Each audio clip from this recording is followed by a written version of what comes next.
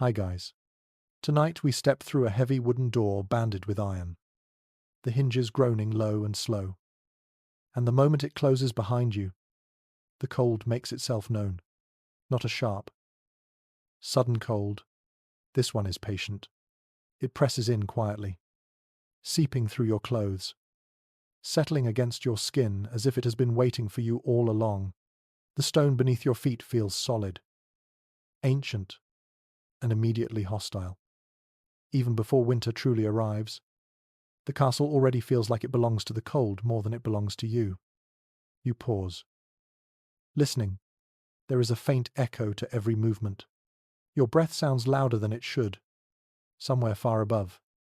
Wind brushes against towers and slips through narrow openings, carrying a soft, restless whistle. This place is impressive. Yes, but welcoming, not even slightly. You probably won't survive this without a very good cloak and an even better tolerance for discomfort.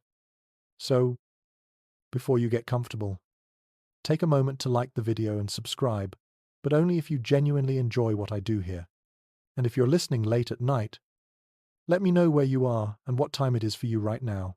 There's something comforting about knowing we're all awake together, scattered across different places, sharing the same quiet story.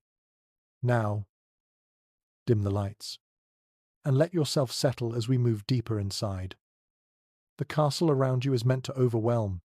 Thick walls rise on every side, built from massive blocks of stone that once took entire teams of laborers to haul into place. This is power made physical. A mainstream historical fact you'd hear in any textbook is that medieval castles were first and foremost military structures, designed to intimidate, defend, and endure sieges that could last months. Comfort simply didn't make the list. Standing here, you can feel that decision radiating from the walls themselves. You trail your fingers along the stone. It's rough, uneven, and cold enough to steal warmth instantly. Stone has a way of remembering winter, holding onto it long after the air outside has softened. Even in summer, castles often stayed chilly, which medieval writers sometimes praised as a luxury during heat waves. But in colder months, that same quality turned every room into a slow test of endurance. The chill doesn't rush you. It waits, confident that time is on its side. There's a strange irony here. You might expect a castle, symbol of wealth and authority, to feel warmer than a poor peasant's hut.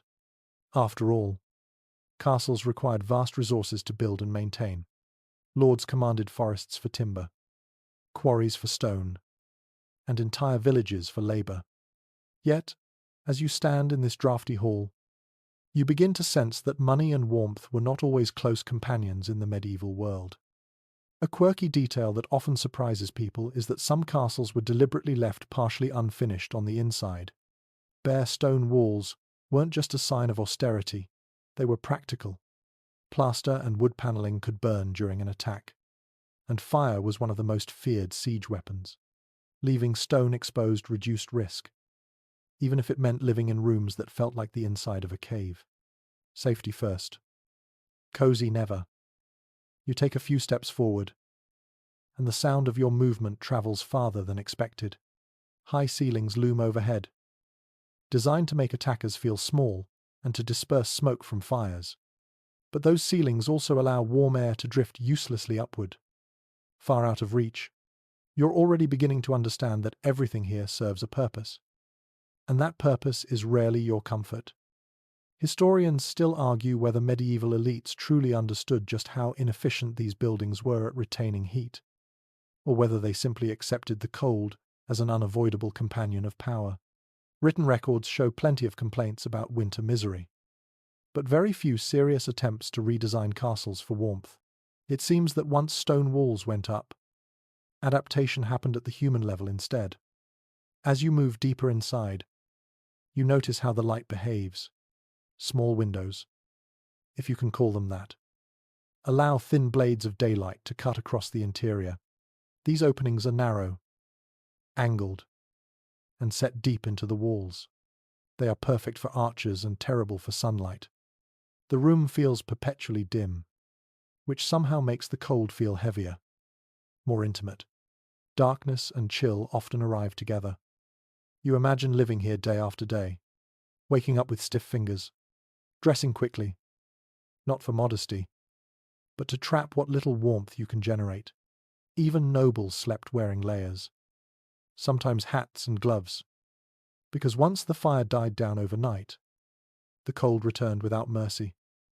This isn't the romantic medieval life of glowing hearths and endless feasts.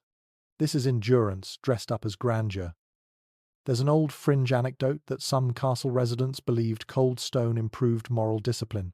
Warmth, in this view, encouraged laziness and indulgence. A chilly environment kept the mind sharp and the body alert. Or so the thinking went. Whether anyone truly enjoyed this supposed benefit is another question entirely. But the idea itself says a lot about medieval attitudes toward comfort and virtue.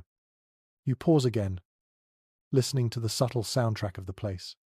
A distant drip of water echoes from somewhere unseen.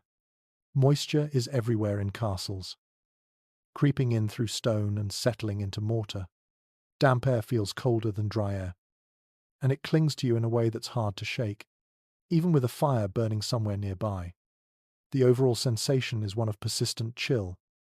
What's striking is how quickly your expectations adjust. After only a short time inside, you stop expecting warmth at all. Instead, you begin to think in terms of coping. Where can you stand that's least drafty? How close can you get to the fire without breathing too much smoke? Which doorway leaks the most wind? Medieval castle life trains you to notice these details the way modern life trains you to notice Wi-Fi signals and power outlets. You're still near the entrance, still at the beginning of this journey, but already the lesson is clear. Castles were never meant to feel like homes in the modern sense. They were statements. They were shields. They were tools of control carved in stone. And stone, as you're learning, has no sympathy for the human body. As you continue forward, the cold follows. It doesn't rush. It doesn't need to. It knows that the deeper you go, the more you'll understand why people who lived in far humbler buildings sometimes slept warmer than the lords who ruled from these walls. The story of medieval cold is only just beginning, and it stretches far beyond this first shiver. You keep moving, deeper into the castle, and with every step the intention behind the building becomes clearer. This place was never meant to nurture you. It was meant to protect land, intimidate rivals, and survive violence. Everything else came second. As you walk beneath a stone archway, you can almost feel the priorities of its builders pressing down from above. Castles were born from fear. Fear of invasion, rebellion, and sudden attack. A mainstream historical fact that shapes everything you see here is that most medieval castles were constructed during periods of frequent warfare, when borders shifted often and power depended on the ability to hold ground. Thick walls could stop arrows, resist battering rams, and slow fire. Comfort, meanwhile, could not stop an army. You notice how the walls seem excessively thick, far more than what would be needed just to hold up a roof. In some castles, these walls reach several meters in width. That thickness absorbs cold like a sponge. Once winter settles into the stone, it stays there, long after the outside air begins to warm. The castle doesn't respond to seasons quickly. It lags behind, trapped in yesterday's weather. As you pass through another chamber, you realize how little wood is used inside. Wood burns. Stone does not. That simple reality shaped medieval architecture in ways that still surprise people today. Floors are stone. Walls are stone. Even staircases spiral upward in stone coils that echo with every footstep. Fire, always a threat during a siege, was controlled carefully, limited to specific hearths and kitchens. Heat was localized, cautious, and never allowed to spread freely. There's a strange tension here. The very features that made castles strong made them miserable to live in. Narrow corridors slowed attackers, but they also funneled wind. High walls blocked ladders, but they also blocked sunlight. Defensive towers offered commanding views. yet turned into frozen spires during winter months. You can feel that conflict everywhere you go. A lesser-known detail that often surprises modern listeners is that some castles were intentionally positioned on exposed hilltops rather than sheltered valleys. Height provided visibility and strategic advantage. It also meant relentless wind. Cold air sweeps across elevated ground with enthusiasm. And once it finds a gap in the stonework, it rushes inside, even on calm days. Castles breathe cold air like living creatures. You imagine standing watch on a tower in January, fingers stiff, face numb, the wind never fully stopping. Guards rotated frequently, not out of kindness, but necessity. Frostbite was a real danger, even if medieval people didn't use the word the way we do now. The cold was not just uncomfortable, it was a constant occupational hazard. Historians still debate whether castle builders fully grasped the thermal consequences of their designs, or whether they simply lacked better alternatives. Some argue that knowledge of insulation was limited. Others point out that people did understand warmth very well, just not at the scale castles required. It's one thing to heat a single-room cottage. It's another to warm a stone complex the size of a small village. As you move past an arrow slit, you pause and peer outside. The opening is narrow on the exterior, wider on the inside, designed to give archers room to maneuver. It's a clever piece of engineering. It's also a perfect channel for cold air. Wind squeezes through the slit and spreads into the room, thin but persistent, like fingers probing for exposed skin. There's an old anecdote that some lords preferred the cold because it kept servants alert and discouraged loitering. Whether that's true or just a bit of medieval sarcasm passed down through time, it reflects an attitude that discomfort was acceptable, even useful. Power did not require warmth. Obedience did. You walk into a great hall now, the symbolic heart of the castle. This is where feasts were held, where justice was dispensed, where alliances were forged under flickering torchlight. And yet, even here, the cold dominates. The room is vast, the ceiling impossibly high. One or two large hearths burn along the walls, their flames impressive but inadequate. The heat they produce rises straight upward, disappearing into darkness long before it reaches the edges of the room. Sound behaves differently here. Your footsteps echo. Voices would too, bouncing off stone surfaces and lingering longer than expected. This acoustic quality added to the sense of authority, making every word spoken by a lord feel weightier. But stone that carries sound also carries cold, reflecting it back into the room again and again. A quirky fringe detail from medieval household accounts mentions that during especially cold winters, some noble families retreated from their castles altogether, choosing to stay in smaller manor houses until spring. Castles were symbols and strongholds, not always permanent residences. When survival outweighed status, practicality sometimes won. You begin to see the castle less as a home and more as a machine. Every part serves a function tied to control and defense. Even the layout encourages separation. Private chambers are tucked away, accessible through narrow staircases that limit movement. Servants sleep wherever space allows, often in corridors or storage rooms, where cold settles without resistance. As you stand near the center of the hall, you realize that medieval comfort was not about temperature the way it is for us. It was about security. Being safe behind stone walls mattered more than being warm. A peasant might shiver less at night, but they slept with the knowledge that a single raid could destroy everything they owned. Here, in the cold heart of the castle, at least the walls would hold. That trade-off defines so much of medieval life. Warmth versus protection. Comfort versus control. The castle chooses sides without hesitation. And as you continue walking, the cold feels less like an accident and more like a consequence. The unavoidable price paid for living inside a fortress rather than a home. The further you go, the more you understand that this cold isn't just physical. It's emotional. It's architectural. It's baked into the very idea of what a castle was meant to be. And it follows you onward, patient and unyielding. As the story continues to unfold, You start to notice it most when you stop moving. The moment your body goes still, the cold reaches up and settles into you, as if it had been waiting politely for silence. The stone around you doesn't just feel cold, it feels ancient, saturated with winters stacked one on top of another, each season pressed into the walls like layers of memory. You look up, and the height of the space becomes impossible to ignore. The ceiling stretches far above your head, disappearing into shadow. It's impressive, almost theatrical, but your body understands the problem immediately. Heat doesn't linger where you are. It rises, drifting upward, pooling uselessly near rafters and beams no one can touch. Down here, where you stand, the air stays stubbornly cool. People in the Middle Ages didn't need modern physics to sense this.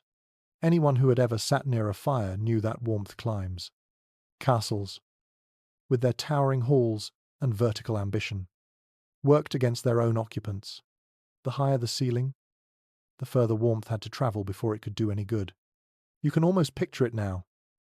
Heat lifting off the flames, thinning as it goes, fading into the dark overhead like a promise never kept. The stone itself makes things worse. Thick masonry walls are excellent at resisting force. They blunt arrows, absorb blows, and shrug off fire. But stone is slow to warm and quick to steal heat from anything that touches it. When winter arrives, it sinks deep into those walls and stays there. Long after spring, sunlight returns outside. You're not just feeling today's cold, you're feeling last month's. There's an easily missed detail that helps explain why this mattered so much. Many castles were lived in continuously for generations. Once cold became embedded in the structure, it never truly left. Fires went out at night, rooms cooled. By morning, stone had reclaimed its territory. Warming a castle wasn't a daily task. It was a losing campaign. You lean against a wall for a moment, and instantly regret it. The chill seeps straight through your clothing. Medieval people learned quickly not to rest directly on stone. Benches were wooden when possible. Walls were later draped with fabric. Even so, contact was unavoidable. Narrow corridors forced you close. Spiral staircases pressed you against curved stone as you climbed. Cold was part of movement itself. Some architectural historians point out that castle height was as much about psychology as defense. Tall ceilings inspired awe. They made visitors feel small, controlled, and aware of power above them. That sense of scale mattered deeply in a hierarchical society. If discomfort reinforced authority, it was tolerated. Warmth, in this context, was secondary to symbolism. You imagine winter feasts held in halls like this. Long tables, flickering candles, food steaming briefly before cooling too fast. People huddled closer than etiquette normally allowed. Not for affection, but for shared heat. Even the wealthiest guests would have kept cloaks on. Fingers curled around cups not just for ceremony, but survival. A curious note, tucked into a household account from Northern Europe, mentions servants tasked with carrying hot stones from the hearth to seating areas. These stones were wrapped in cloth and placed under benches or near feet. It was a temporary solution, and a risky one, but it hints at how desperate people were to fight the cold at ground level, where bodies actually existed. You notice how your breath behaves differently in this space. It lingers longer than expected. Faint clouds hanging in the air before dissolving. Sound does the same thing. Every movement echoes, bouncing off stone, returning softened and delayed. The building feels hollow, not empty, but vast in a way that works against intimacy and warmth alike. There's still disagreement among experts about whether medieval builders underestimated these effects or simply accepted them. Some designs suggest awareness. Tapestries appear later. Wooden paneling becomes more common in certain regions, but the core structure never changes. Stone remains dominant.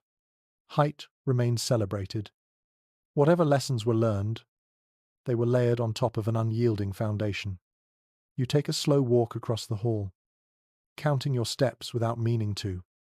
Each footfall sends a faint vibration through the floor, Stone floors absorb cold from the earth beneath them, turning every surface into a subtle conductor. In winter, the ground itself becomes part of the castle's cooling system, drawing heat away without effort. This is where the comparison with peasant homes begins to quietly form, even if you don't realize it yet. Smaller spaces, lower ceilings, packed earth floors warmed by bodies, animals, and constant fires. Those homes weren't designed for prestige, but they accidentally solve problems castles created for themselves. Here, grandeur multiplies the cold. Scale works against comfort. The building is too large, too proud, too vertical to respond quickly to human needs. You're a small source of heat in an enormous container, and the container always wins. You pause beneath one of the highest points of the ceiling and look up again, somewhere above you. Warmth is collecting, completely out of reach. It's almost cruel in its efficiency. The fire does its job. Physics does its job. The castle does its job. And you, standing here, are left to adapt. That adaptation becomes a way of life. Movement replaces rest.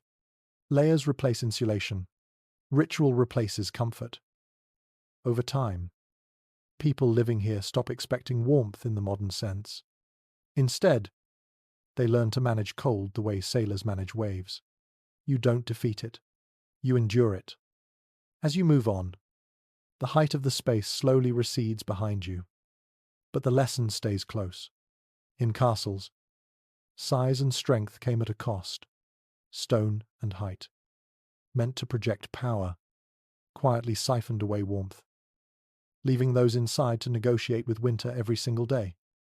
You notice the drafts before you fully understand them, not as a single gust, but as a constant, low-level movement against your skin, a brush along your neck, a cool ribbon sliding around your ankles.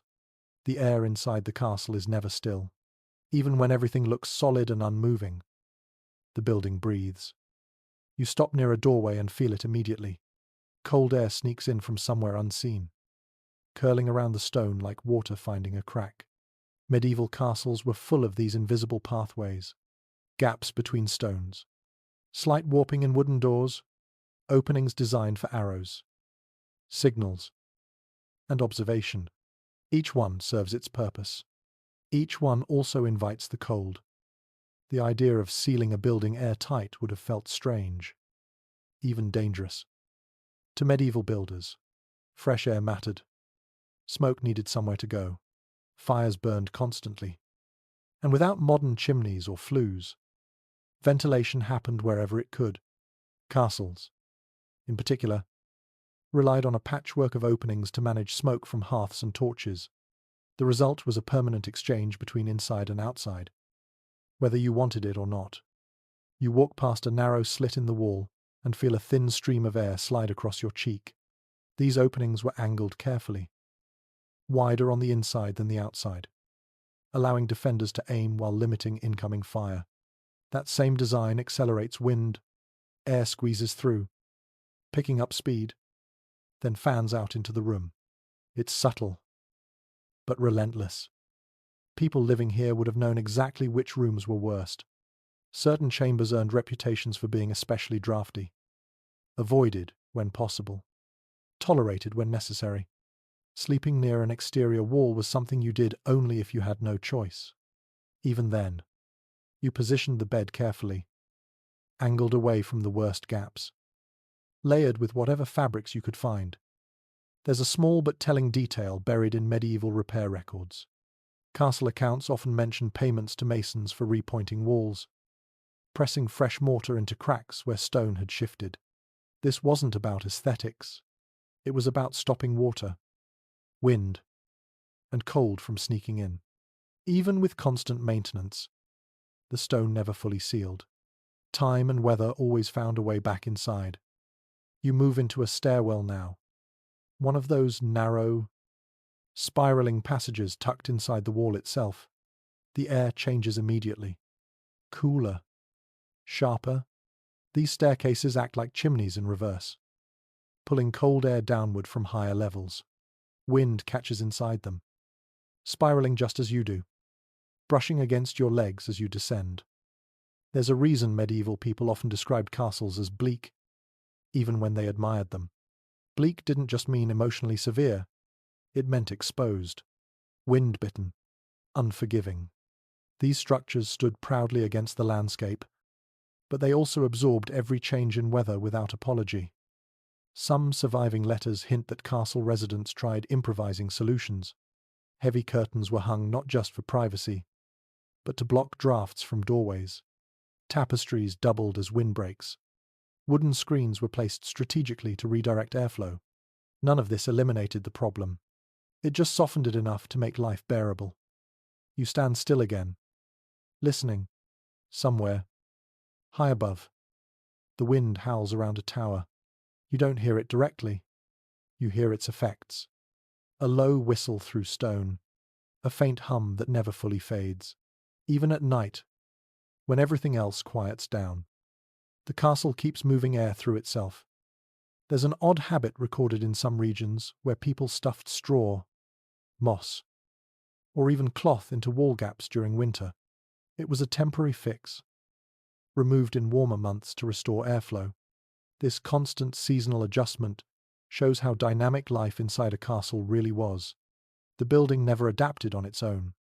People had to negotiate with it daily. Experts still don't fully agree on how aware medieval builders were of airflow dynamics. Some designs suggest deliberate channeling of wind, especially in defensive contexts. Others seem accidental, the result of stacking practical decisions without considering their combined effect. Either way, the lived experience was the same. You could feel the air moving. Always, you pass through another doorway, this one heavy and thick, reinforced with iron bands. When it closes behind you, the sound is deep and final. For a moment, the air feels calmer. Then the drafts find new paths.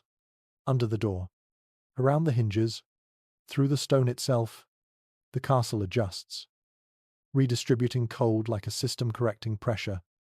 In winter, this movement becomes exhausting. Fires fight drafts constantly. Heat pours upward, while cold slides in sideways. You warm one corner of a room only to feel chill reclaim it moments later. It's not dramatic. It's persistent. That's what makes it so draining. You imagine trying to sleep here. You drift off for a while, wrapped in layers, only to wake when a draft finds an opening in your blankets. The cold isn't loud. It doesn't demand attention. It simply reminds you that rest is temporary. That warmth must be defended even in sleep. People often picture medieval nights as dark and silent. Inside a castle, they were full of subtle motion, curtains shifting, flames flickering sideways, smoke drifting unpredictably. The building never fully settled, and neither did the people inside it. As you move on, you begin to understand that the cold in castles isn't just about temperature, it's about movement. Still, air can be warmed. Moving air steals heat efficiently and without mercy. The castle's very design ensures that air is always on the move. This is another place where the contrast with smaller homes quietly sharpens. In tight spaces, drafts are easier to block. Fires dominate the room. Air circulates less. Here, in stone corridors and tall chambers, the cold has room to roam. You take one last slow breath before leaving the stairwell. The air feels thin, restless, never content to stay where it is. Drafts like these never sleep. They patrol the castle day and night, slipping through every opening, reminding you that walls can keep out enemies. But they struggle to keep out winter. And as you continue deeper inside, you carry that sensation with you. Not just the cold itself, but the sense that the building is always in motion, quietly conspiring with the weather beyond its walls. You find the fire before you feel its warmth. A faint orange flicker dances against the stone, reflected weakly across a wide hearth carved into the wall. The fireplace is enormous, large enough to stand inside if you had to. It looks powerful, reassuring, even. And yet, as you step closer, you realize how little it actually changes the room. The fire crackles steadily. Logs stacked thick and heavy. Flames licking upward with confidence. This is no modest household hearth. This is the kind built to impress guests and feed dozens at once. And still, only a narrow halo of warmth surrounds it. 2 steps back, and the chill returns. Polite but firm, as if reminding you not to expect miracles. Medieval fireplaces were feats of engineering for their time, but they were also brutally inefficient. Most were open hearths, designed to vent smoke upward into large chimneys that rose straight through the structure. The problem is simple. Heat follows smoke. As hot air rushes up and out, very little of it stays behind. What warmth you feel is radiant, not ambient. Once you step out of its direct line, the room swallows you again. You hold your hands out, palms toward the fire, and feel your fingers slowly loosen. Turn your back, and the cold presses in immediately, like a hand between your shoulder blades. This push and pull becomes second nature. People learn to rotate, warm the front, then the back, then the front again. Comfort arrives in fragments, never all at once. There's a detail hidden in old architectural drawings that explains why fireplaces struggled so much. In large halls, hearths were often placed along exterior walls to make chimney construction easier. That means the fire is working directly against cold stone that leads outside. Even as it burns, much of its energy is pulled straight into the wall itself, warming stone instead of people. You notice the smoke now. It doesn't always behave. Sometimes it rises cleanly. Other times it spills into the room, hanging low, stinging eyes and throats. Chimneys weren't always reliable, especially in changing weather. A shift in wind could reverse the flow, pushing smoke back down into living spaces. On those days, you chose between coughing in warmth or breathing clean air in the cold. Some records describe servants assigned to keep fires going constantly during winter, feeding them through the night. Letting a fire die meant starting over in the morning, when the room had already surrendered completely to cold. Even so, maintaining heat was a losing battle. Fires consumed vast amounts of wood, and castles burned through fuel at astonishing rates. An overlooked habit from this period is how people positioned themselves socially around the fire. Rank determined proximity. The lord sat closest. Important guests followed. Everyone else arranged themselves outward in widening rings of cold. Warmth became a visible symbol of status, measured in steps rather than words. You imagine long evenings spent like this. The fire roaring, shadows climbing the walls, conversation drifting in and out as people edge closer, then retreat when smoke thickens. It's not the cozy gathering modern imagery suggests. It's strategic, calculated, a constant negotiation between heat and air. There's still debate about whether medieval builders could have improved fireplace efficiency significantly with the knowledge they had. Some later designs, especially toward the end of the Middle Ages, show attempts to narrow chimneys or add hoods to better capture heat. Results were mixed. Small improvements helped private chambers, but great halls remained stubbornly cold. You walk along the length of the hall and notice additional hearths, smaller and darker, long unused.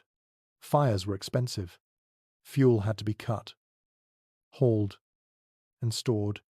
Lighting every fireplace at once wasn't realistic, even for wealthy households.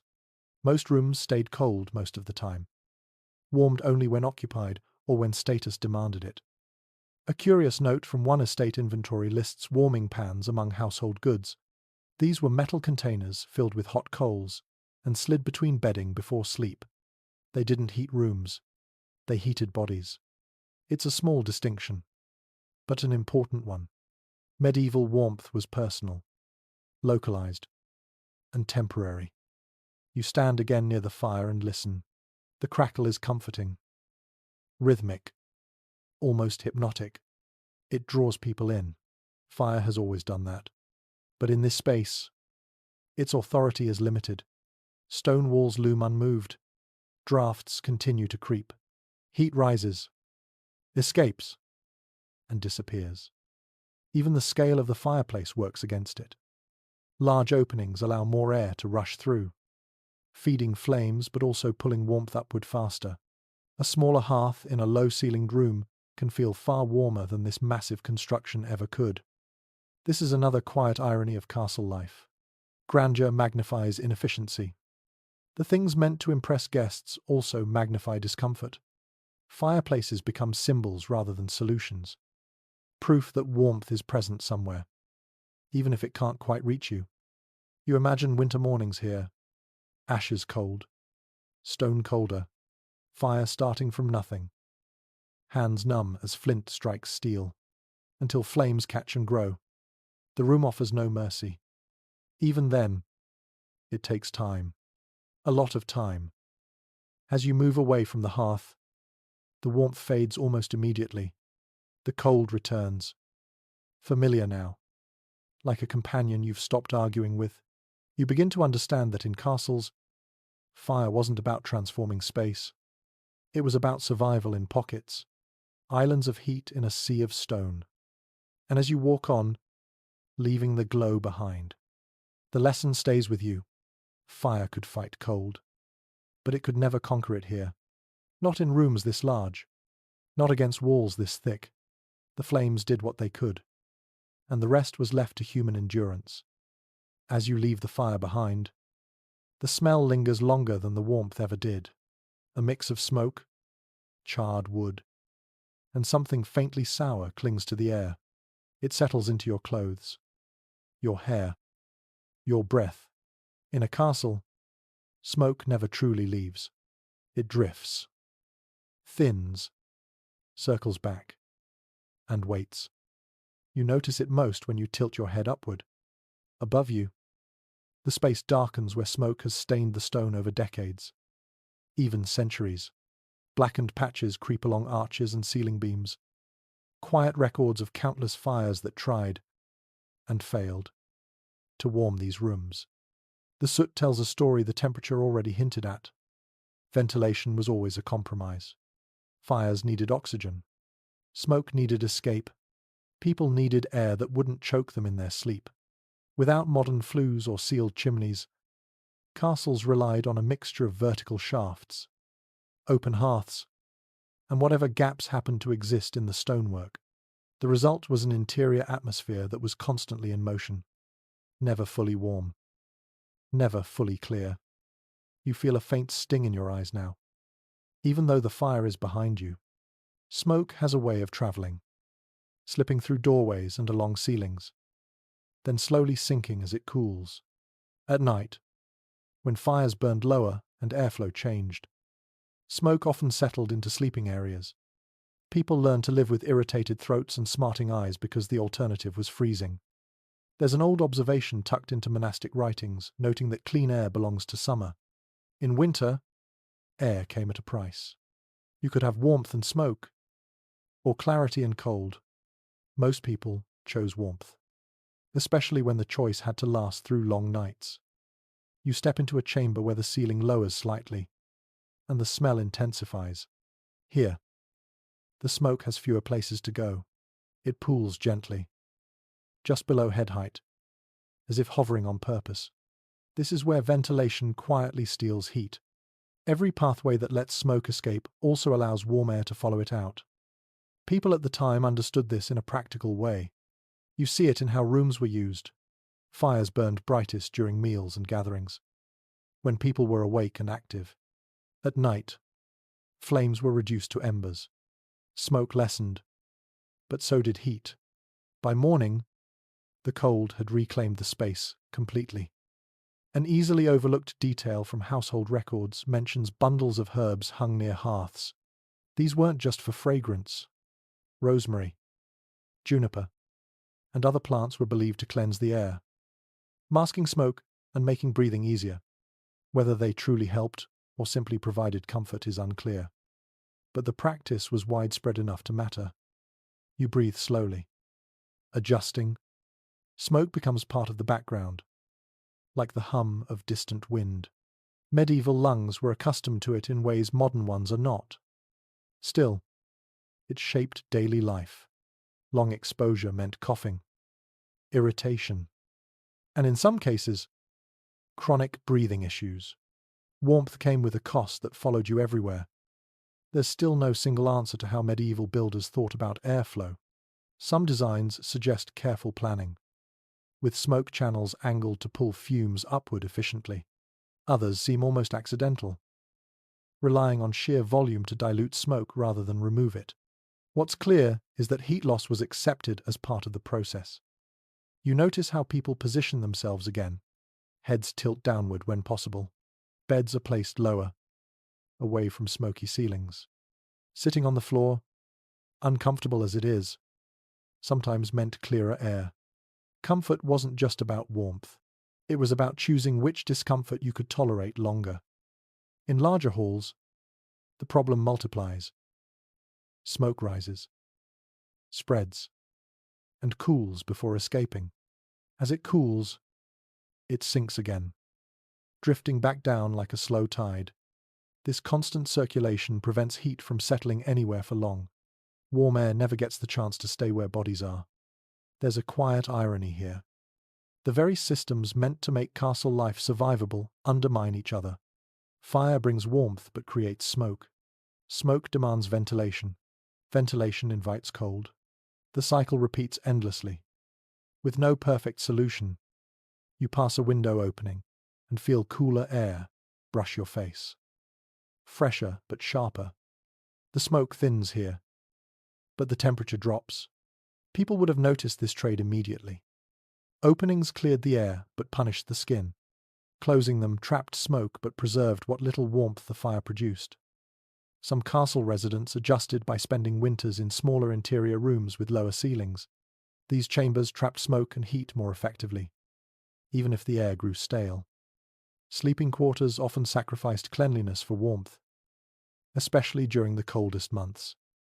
You imagine lying in bed, eyes half closed, smoke drifting above you like low clouds, breathing shallowly, turning your head to find clearer air, pulling blankets tighter as the cold creeps in from below. Rest was never complete. It was negotiated. Night after night. There's a mention in a noblewoman's letter of waking with soot on her pillow. The fire below had burned all night, and smoke had slowly descended as the embers cooled. She writes about brushing it away without much comment, as if it were no more remarkable than dust. This acceptance tells you a lot. Castle life demanded tolerance. Smoke, cold, dampness, and drafts blended into a single environment.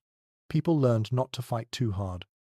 Complaints existed, but resignation was more common. As you continue walking, the smell finally fades a little, replaced by cooler, cleaner air. Your lungs relax, but your shoulders tense as the cold strengthens. One discomfort traded for another. That balance follows you everywhere inside these walls. By now, it's clear that castles were never sealed worlds. Air moved freely, carrying heat away as easily as it carried smoke out. Every breath you take reminds you that warmth here was temporary, borrowed, and always slipping away. And as you move onward, the lesson deepens. The cold wasn't just a result of stone and size. It was the outcome of constant compromise, where every attempt to make life livable quietly gave winter another way inside. You feel it most when you look down. The cold doesn't just surround you here. It rises. It seeps upward from beneath your feet, slow and persistent, as if the ground itself is breathing winter into the room. Stone floors stretch out in every direction, smooth in places, uneven in others, but always unforgiving. You take a step and imagine doing this barefoot. Many people did. Slippers, when they existed, were thin. Boots were often removed indoors to keep dirt from spreading. The moment skin met stone, heat drained away instantly, even through layers of wool and leather. The cold pressed upward, climbing through your legs and settling into your bones. Stone floors were a practical choice. They didn't burn. They were durable. They could handle heavy traffic, spilled food, dropped tools, and the constant movement of people and animals. Over time, They became the default surface for castles, especially in main rooms and corridors. Comfort never factored heavily into that decision. The earth beneath those stones mattered too. Many castle floors were laid directly over packed soil or shallow foundations. In winter, the ground itself cooled, turning the floor into a vast heat sink. Whatever warmth the fire managed to produce was slowly pulled downward, absorbed by layers of earth that never noticed the effort. People adapted in small ways. Rushes were scattered across floors, mixed with straw, herbs, and whatever else was available. These layers added a bit of insulation and helped soak up moisture. Over time, they compressed into a spongy mat underfoot. It wasn't clean by modern standards, but it was warmer than bare stone. In wealthier areas, wooden platforms were sometimes built over sections of floor, especially near beds or seating. These raised surfaces trapped a thin layer of air underneath, offering slight relief from the cold below. Even so, the difference was modest. Winter always found a way through. There's a detail from a northern castle inventory listing multiple footstools near benches and chairs. These weren't decorative. They lifted feet just enough to reduce contact with the cold floor. Sitting with feet flat on stone for hours could numb toes quickly. Elevation mattered. You notice how people would have shifted their weight constantly. One foot raised, then the other, legs tucked beneath bodies when sitting. Movement wasn't just habit, it was temperature management. Stillness meant surrendering warmth to the floor. Some accounts mention people sleeping with their feet wrapped separately, even inside blankets. Feet were vulnerable. Once they went numb, rest became impossible. The cold rose slowly, targeting extremities first, then creeping inward. There's disagreement among researchers about how widespread floor coverings truly were in castles. Some evidence suggests rushes were changed infrequently, becoming compacted and unsanitary. Others argue that elite spaces were better maintained. What's clear is that even at their best, these coverings offered limited insulation. You walk across a chamber now and notice the sound of your steps change. Bare stone echoes sharply. Areas with rushes muffle sound slightly. The quieter surface also feels marginally warmer. It's a subtle difference. But in winter, subtlety mattered. You imagine the daily rhythm. Rushes scattered in autumn, trod down through winter, swept out in spring. The floor itself becomes part of the seasonal cycle, reflecting the slow negotiation between humans and cold stone. There's a strange contrast here. Walls, ceilings, and windows attract attention because they frame the space. Floors are often ignored, yet they play a huge role in how cold feels. Heat rises. Yes, but cold claims ground first. Every moment spent standing or sitting connects you directly to it. Children, shorter and closer to the floor, felt this even more. Small bodies lost heat faster. In a castle, warmth was literally above their heads, unreachable. It's not surprising that children were often kept near fires or bundled heavily. Even indoors, you stop walking and stand still again. The cold creeps upward, steady and patient. It doesn't shock you anymore. It reminds you, every surface here participates in the environment. Nothing is neutral. In smaller homes, floors were often packed earth. When animals shared living spaces, their body heat warmed the ground slightly. Fires burned closer to the floor, radiating warmth downward as well as up. Here, fire sits high in the hearth, heat pulled away before it can sink. That difference is important. In castles, cold comes from below and above. In simpler homes, warmth pools where people live. The architecture itself decides who gets to be comfortable. You imagine sitting through a long meeting in this room. Stone beneath you, drafts brushing your neck, smoke drifting overhead, the floor quietly draining warmth the entire time. Fatigue sets in faster in the cold. Muscles stiffen. Concentration slips. The environment shapes behavior whether you notice or not. There's an odd mention in one record of servants laying animal skins directly on stone during extreme cold. creating temporary warm zones.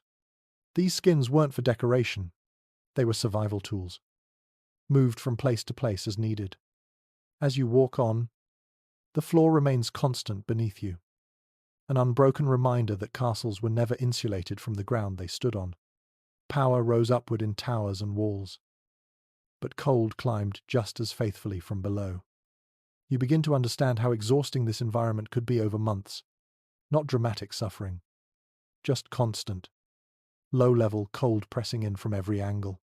It wears you down quietly. And as you move toward the next chamber, lifting your feet slightly faster than before, you carry that awareness with you. In castles, even the ground worked against you, reminding you that stone protects. But it also takes. You notice the windows next. Or rather, you notice what they are not. They are not wide. They are not welcoming. They are not designed to let light or warmth flood in. Instead, they appear as narrow cuts in the stone, carefully measured, sharply angled, and deeply set, like wounds that never quite healed. You step closer to one and peer out. The opening is barely wide enough for your shoulders on the inside, tapering to a slit on the outside. This shape makes sense once you remember its purpose. These openings were shaped for survival, not scenery. They allowed defenders to watch, aim, and fire while exposing as little of themselves as possible. Every inch of stone mattered when arrows were flying. But as you stand there, the cost becomes obvious. Sunlight enters reluctantly, filtered and thin. Whatever warmth it carries is gone almost as soon as it arrives. In winter, the sun sits low in the sky, its rays already weak. By the time they pass through thick stone walls, they feel more symbolic than useful. Glass, when it existed at all, was rare and imperfect. Most windows remained uncovered, sealed only with wooden shutters or cloth when the weather turned harsh. Even in castles wealthy enough to afford glass, the panes were small, uneven, and riddled with gaps. They rattled in the wind, announcing every gust like a warning. You feel it now. A steady trickle of cold air slips through the opening, brushing your face. It's sharper here, more focused, as if the wind has been compressed by stone before being released into the room. Windows become delivery systems for winter, funneling the outside directly inside. People learned to work around them. Shutters were closed early. Curtains were hung thick and heavy. In some castles, windows were blocked entirely during the coldest months. Sacrificed for the sake of warmth, darkness was preferable to freezing. There's a telling phrase that appears in several medieval household instructions, warning against sitting long at the light. It wasn't about eyesight. It was about cold. Windows were dangerous places in winter, even during the day. Lingering too close invited numbness and stiffness. You imagine sitting beside one to read or sew. Fingers would lose feeling quickly. Breath would fog the air. The light might help your eyes, but your body would protest almost immediately. In a castle, comfort always involved trade-offs. Some later castles experimented with glazing entire windows, using leaded glass to seal openings more fully. It helped. But not much. Glass of the period was thick, cloudy, and often cracked. Even intact, it did little to stop heat from escaping. Stone frames pulled warmth away just as efficiently as bare openings. There's no full agreement among historians about how people perceived this trade. Some suggest windows were seen as luxuries worth the discomfort, especially in ceremonial spaces. Others believe light mattered less than survival, and many windows were left deliberately small to reduce heat loss. Both ideas likely coexisted, varying by region and wealth. You notice how the windows shape the atmosphere of each room. Light pools in narrow bands, leaving corners dim and cold. Shadows linger longer. The space feels divided, fractured by beams of brightness that never quite warm what they touch. At night, windows turn from weak allies into outright enemies. Cold pours in unchecked. Shutters help, but wood shrinks and warps with time. Gaps appear, Wind slips through, carrying damp air that clings to skin and fabric alike. There's a small, easily overlooked detail in some castle ruins. Stone seats built into window recesses. These were places to sit, to watch, to think. In winter, they became some of the coldest spots in the building. Sitting there for long required determination or distraction. Beauty and discomfort shared the same space. You run your hand along the stone inside the recess. It's colder here than elsewhere, as if the wall itself has been storing winter. This is where inside and outside meet most directly. The boundary is thin, and you can feel it. In contrast, peasant homes often had fewer openings. Smoke escaped through roofs and doors, but windows were minimal. Light came from fire more than sun. It wasn't ideal, but it kept warmth inside more effectively. Again, necessity solved a problem, prestige created. You step away from the window and feel immediate relief. The air grows stiller, warmer, if only slightly. It's a reminder that warmth in a castle exists only in certain zones, carefully navigated like safe paths across ice. Windows, for all their symbolism, were never meant to make life comfortable. They were eyes, weapons, and weak points all at once. Their design reflects priorities that have little to do with human warmth. You imagine winter mornings here, pale light creeping through narrow slits, frost tracing patterns on shutters, breath visible even indoors. The day begins cold and stays that way, regardless of how bright it looks outside. As you move on, leaving the window behind, the light fades and the cold softens just a little. You begin to appreciate how people learned the geography of warmth within these walls. Where to stand, where not to linger, where winter enters most eagerly, and you carry that awareness forward. In castles, even light came at a cost. Every opening that let the world in also let the cold follow close behind, patient and precise. You become aware of the damp before you consciously name it. It clings to the air, heavier than the cold itself, settling on your skin in a way that makes every breath feel slightly weighted. The castle doesn't just sit in winter, it sits in moisture, and that moisture changes everything. You pause near an outer wall and notice how the stone looks darker here, almost glossy in places. Water has seeped in slowly, patiently, over years. Rain, fog, melted snow. Even when the sky clears, the stone remembers. Castles were often surrounded by moats, rivers, marshy ground, or damp lowlands chosen for defense. Water made attacks harder. It also ensured that humidity was a permanent guest inside. Moats were marvels of medieval engineering and strategy. They slowed enemies, prevented tunneling, and made siege engines harder to position. But they also raised the local water table. Moisture crept upward through foundations, into walls, and across floors. The castle drank from its own defences. You feel it in the air now.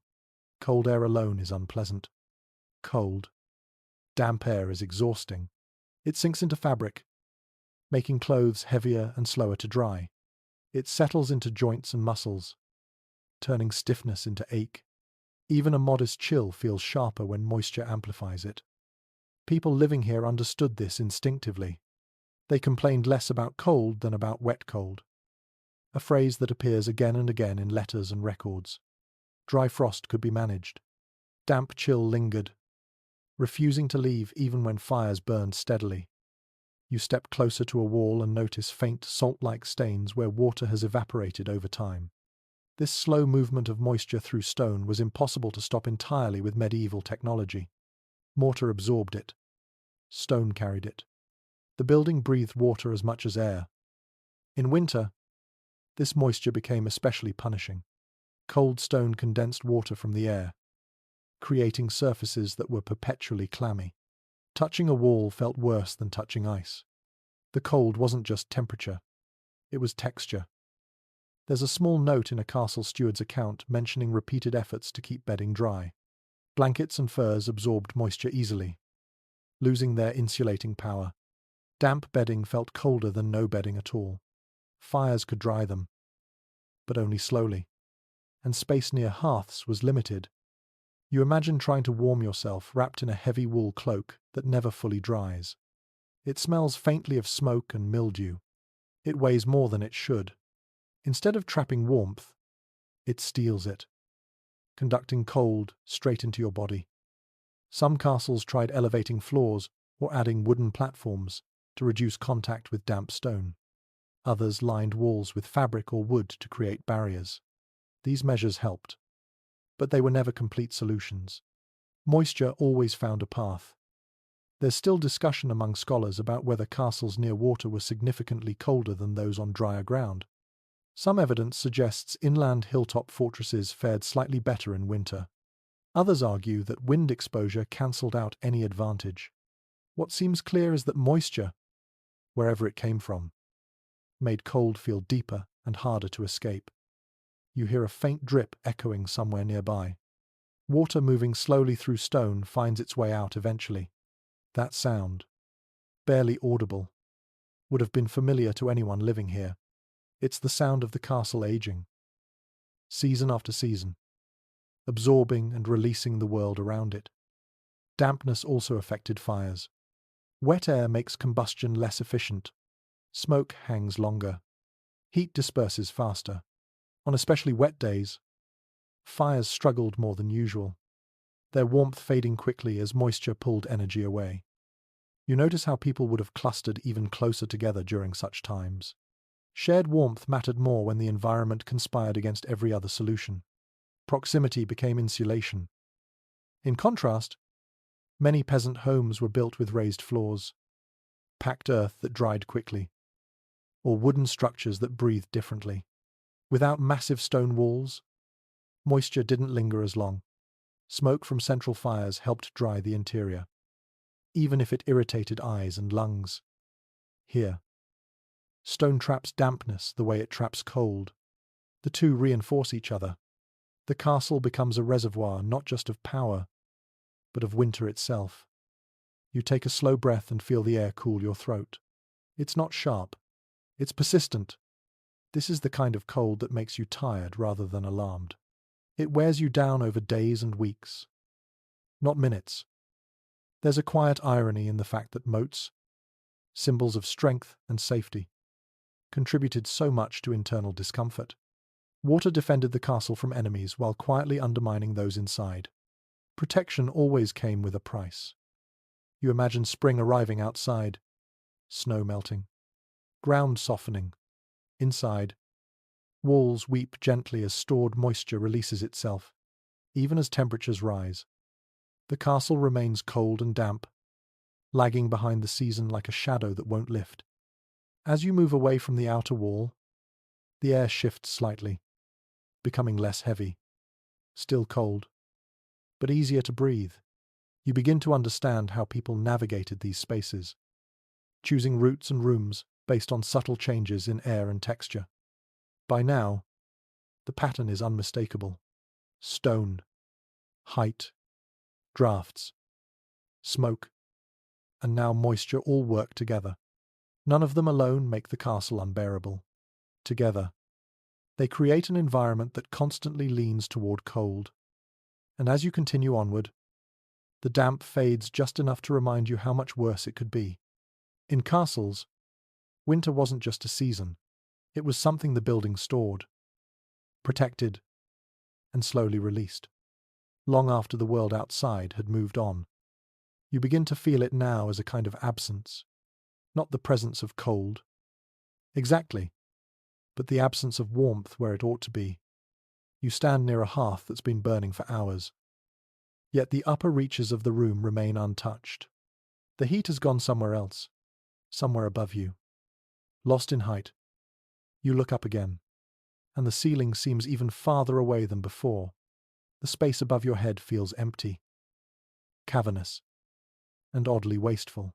Warm air gathers there, floating uselessly near beams and stone vaults no one can reach.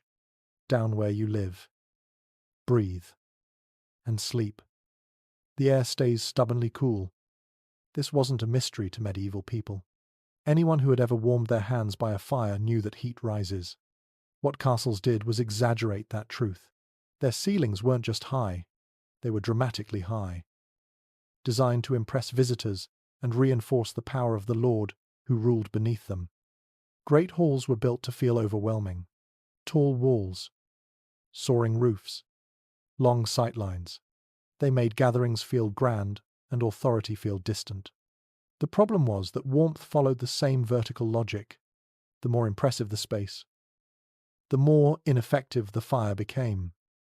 You imagine standing in one of these halls during winter, watching smoke and heat rise together, thinning as they go. By the time warmth reaches the ceiling, it has lost much of its strength. It lingers there, trapped, unable to fall back down. The people below never benefit. Some castles tried to address this by hanging large fabric canopies or banners from ceilings. These weren't just decorative. They helped break up air circulation, trapping some warmth lower in the room. The effect was modest, but noticeable. Even a slight barrier mattered in a space this tall. You notice that private chambers tend to feel different. Smaller, lower, more enclosed. These rooms were often added later or adapted over time as living needs became clearer. Here, fires actually make a difference. Heat collects closer to the floor. The air feels less hostile. Still, even these rooms suffer from the castle's overall scale.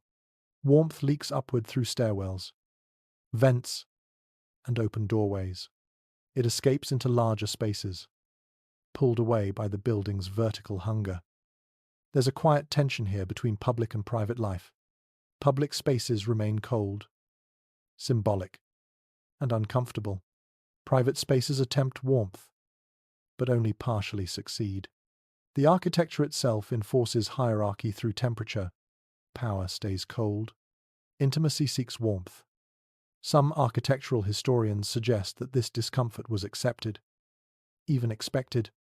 Grandeur mattered more than comfort. A lord who complained about cold might appear weak. Endurance became part of leadership, a silent performance of toughness enacted daily. You think about winter gatherings again, long feasts where people sat wrapped in cloaks, breath visible even indoors. Food cooled quickly on plates. Wine needed warming. Movement became essential just to stay comfortable. In contrast, peasant homes with low ceilings trapped heat efficiently. Fires warmed the entire space. Smoke lingered. Yes, but warmth stayed close to the body.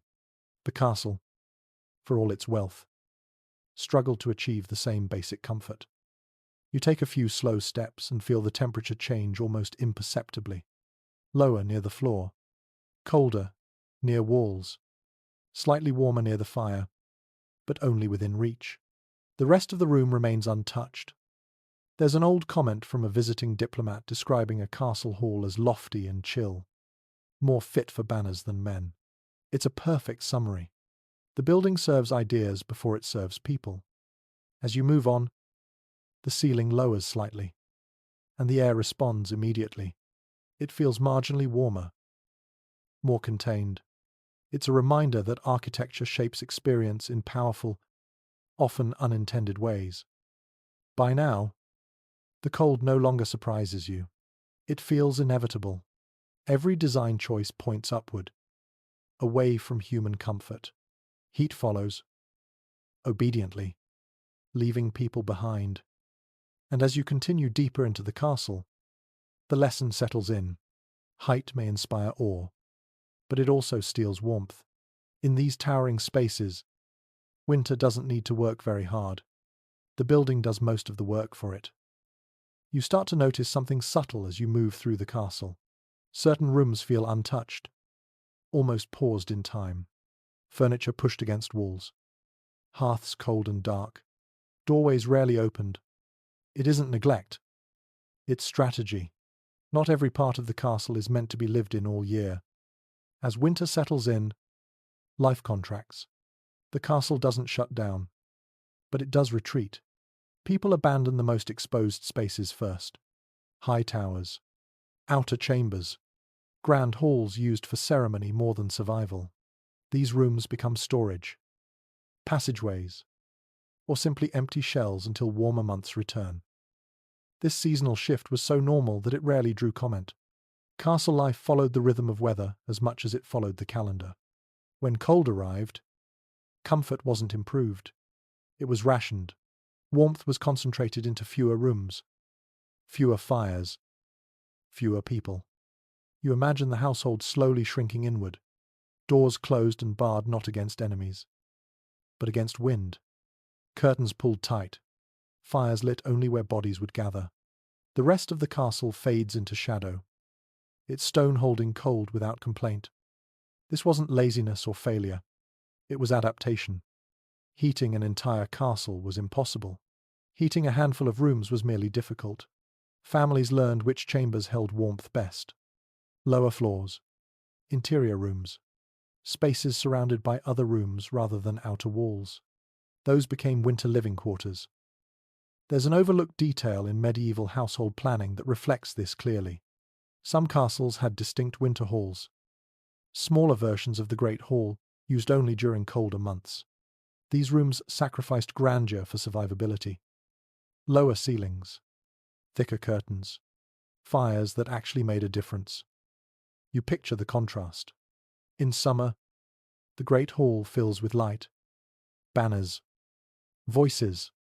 In winter, it stands empty, vast and echoing, while life unfolds quietly elsewhere. Power withdraws into smaller spaces, less visible but more human. Letters from the period sometimes mention relocating sleeping arrangements with the seasons. Beds moved, screens repositioned, entire households reshuffled to take advantage of slightly better conditions. Comfort was mobile. You followed it where you could find it. There's a faint sense of impermanence to all this. The castle looks solid and unchanging from the outside, but inside, its use is fluid. Rooms have moods, seasons, and purposes that shift with the weather. Winter redraws the map. Some scholars suggest that this seasonal abandonment shaped social behavior. Fewer shared spaces meant tighter groups. Hierarchies became more visible, as access to warm rooms was controlled carefully. Who slept where mattered even more when space was limited. You think about servants now. They followed warmth too, but not always by choice. Their sleeping places were often wherever heat was least valuable to those above them. Corridors, storage rooms, near kitchens where fires burned. But smoke and drafts competed fiercely. There's a quiet cruelty in that arrangement, but also practicality. Fires meant cooking and work. Those areas stayed active regardless of season. Sleeping nearby meant noise, smoke, and movement, but also a chance at warmth. You move through a passageway that feels colder than the rest, clearly unused. The air is still, heavy, untouched by bodies. It's easy to imagine this space sealed off for months, visited only when absolutely necessary. Cold thrives in emptiness. In contrast, rooms that remain in use feel different. The air carries traces of human presence, faint warmth, smells of food and smoke. Sound behaves differently when people occupy a space regularly. The castle becomes uneven. Patchwork, alive in some areas and dormant in others. There's no universal agreement on how much of a castle was typically abandoned in winter. It varied widely by region, wealth, and design. Some smaller castles stayed fully occupied. Larger complexes might shrink dramatically. What remains consistent is the principle. You don't fight winter everywhere. You choose where to fight it. You imagine winter evenings now, fewer candles lit, fewer doors open, conversations closer, quieter. The castle feels less like a fortress and more like a cluster of shelters clinging together inside stone. This seasonal retreat also changes how people experience power. Grand spaces meant to awe visitors are empty when cold dominates. Authority becomes quieter, more intimate. Decisions happen near fires, not beneath soaring ceilings. It's another reminder that castles were never static monuments. They were lived environments, constantly adjusted to survive. The cold didn't defeat them. but it reshaped daily life in ways stone alone could not resist. As you move toward the next occupied chamber, the temperature rises just slightly. Not enough to cool warm, but enough to feel intentional. This is where winter life happens. Everything else can wait. And as you settle into that smaller, more contained space, you understand something important. Castles didn't conquer winter. They negotiated with it. Season by season, room by room, choosing survival over spectacle until the cold loosened its grip. You notice the fabric before you notice the warmth. Heavy cloth hangs along the walls, thick enough to soften the harsh lines of stone. The colors are deep, muted by smoke and age, but still rich. As you pass close, the air feels different here. Not warm exactly, but less sharp, less biting. The stone behind the fabric has been pushed just a little farther away from your skin. Tapestries were never only decoration. In a castle, they were tools. They dulled echoes, softened light, and most importantly, slowed the movement of cold air. Stone walls radiated chill constantly. Covering them created a barrier, however thin, between human bodies and winter itself. You reach out and brush the edge of one. The fabric is thick, woven tight, often backed with additional layers. Behind it, air becomes trapped, forming a shallow pocket that resists temperature change. It's not much, but in a place like this, small advantages matter. Records from castle inventories list tapestries among the most valuable furnishings a household owned. They took years to produce, required skilled labor, and were expensive to transport. Their value wasn't just artistic. They made rooms livable. A hall without tapestries felt colder, louder, and harsher in every way. You imagine how these walls would look bare, stone exposed, cold radiating freely, sound bouncing unchecked. The difference is immediate. Fabric transforms the experience of space, even if it can't change the structure beneath. There's a detail many people miss. Tapestries were often seasonal, hung in winter, removed in summer, stored carefully to prevent damage. This wasn't about style changes. It was climate control. In warmer months, the same fabric that helped in winter trapped heat uncomfortably. You walk along the wall and notice how the tapestry ends just before a doorway. The air changes instantly. A thin line marks where fabric stops and stone begins. Cold slips through, reminding you that insulation here is selective, strategic, never complete. Some tapestries depicted scenes of hunting, battles, or lush landscapes. In winter, these images offered psychological warmth as well. Forests in summer, green fields, flowing water. The imagery mattered when the real world outside was locked in cold and grey. There's an odd detail mentioned in a few surviving letters about people pressing their backs against tapestries while sitting. It wasn't etiquette, it was instinct. Stone stole heat. Fabric slowed that theft. Even leaning made a difference. You notice how tapestries also reduce drafts. Air moving along walls loses speed when it meets fabric. The cold doesn't disappear, but it becomes less aggressive, less insistent. The room feels calmer, quieter, easier to inhabit. Still, tapestries were not everywhere. They marked important rooms, spaces meant for the lord. For guests, for display, servants' quarters rarely enjoyed such luxury. In those areas, stone remained exposed, and cold remained dominant. This creates another layer of hierarchy. Warmth becomes visible. You can see where comfort lives by where fabric hangs. Status isn't just worn, it's draped across the walls. There's no complete agreement on how effective tapestries truly were at retaining heat. Some argue their impact was mostly psychological. Others point to measurable differences in surface temperature behind covered walls. The truth likely sits somewhere in between. Comfort is as much about perception as physics. You pause in a room where tapestries hang on multiple walls. The air feels noticeably softer. Sound dampens. Even your breathing feels less sharp. It's still cold, but it's manageable.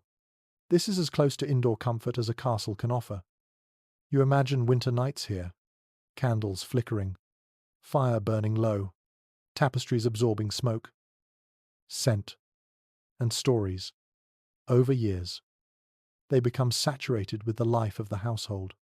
They carry warmth in more ways than one. Some families move their tapestries with them between residences, treating them as essential equipment rather than decoration. Wherever they went, these fabric walls followed, transforming unfamiliar stone into something almost familiar.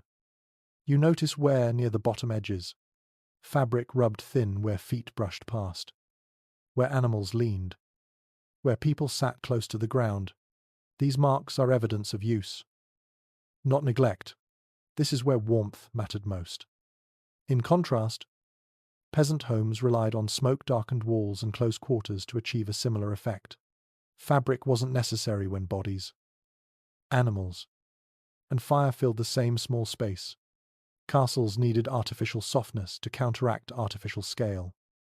You step back and look at the room as a whole. Without the tapestries, it would feel hollow.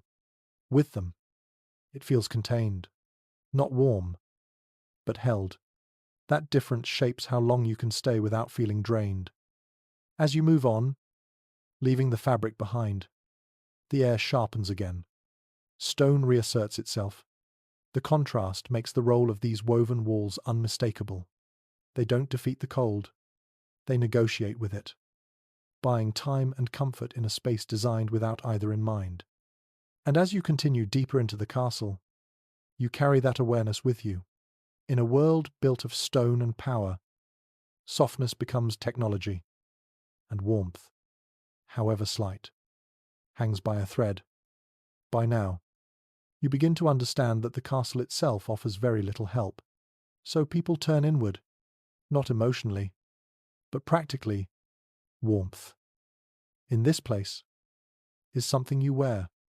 You picture layers first, wool against skin, another wool layer on top, then heavier outer garments, lined with fur, if you're fortunate. Clothing here isn't fashion in the modern sense. It's portable shelter. Every fold traps air. Every seam slows heat loss. Getting dressed is an act of architecture. Even indoors, no one expects to be lightly clothed. Cloaks stay on. Hoods remain up. Sleeves are long and loose, designed to overlap and block drafts. Gloves are common, especially for older hands that stiffen quickly in the cold. Hats matter more than people realize. A covered head keeps precious warmth from escaping into all that empty space above. You notice how people would sit, wrapped, arms tucked close to bodies, hands hidden in sleeves, movement minimized to conserve heat. Stillness becomes efficient only when you're layered properly. There's a detail from period illustrations showing nobles wearing fur-lined robes indoors, even while seated near fires. This wasn't excess, it was necessity. Fire warmed surfaces, clothing warmed bodies. One could not replace the other. Sleep brings its own strategy. Beds are layered heavily. Straw mattresses, topped with wool blankets, then fur covers on top. People often slept wearing day clothes, adding nightcaps and extra layers rather than changing into anything lighter. Undressing meant surrendering heat you might not get back.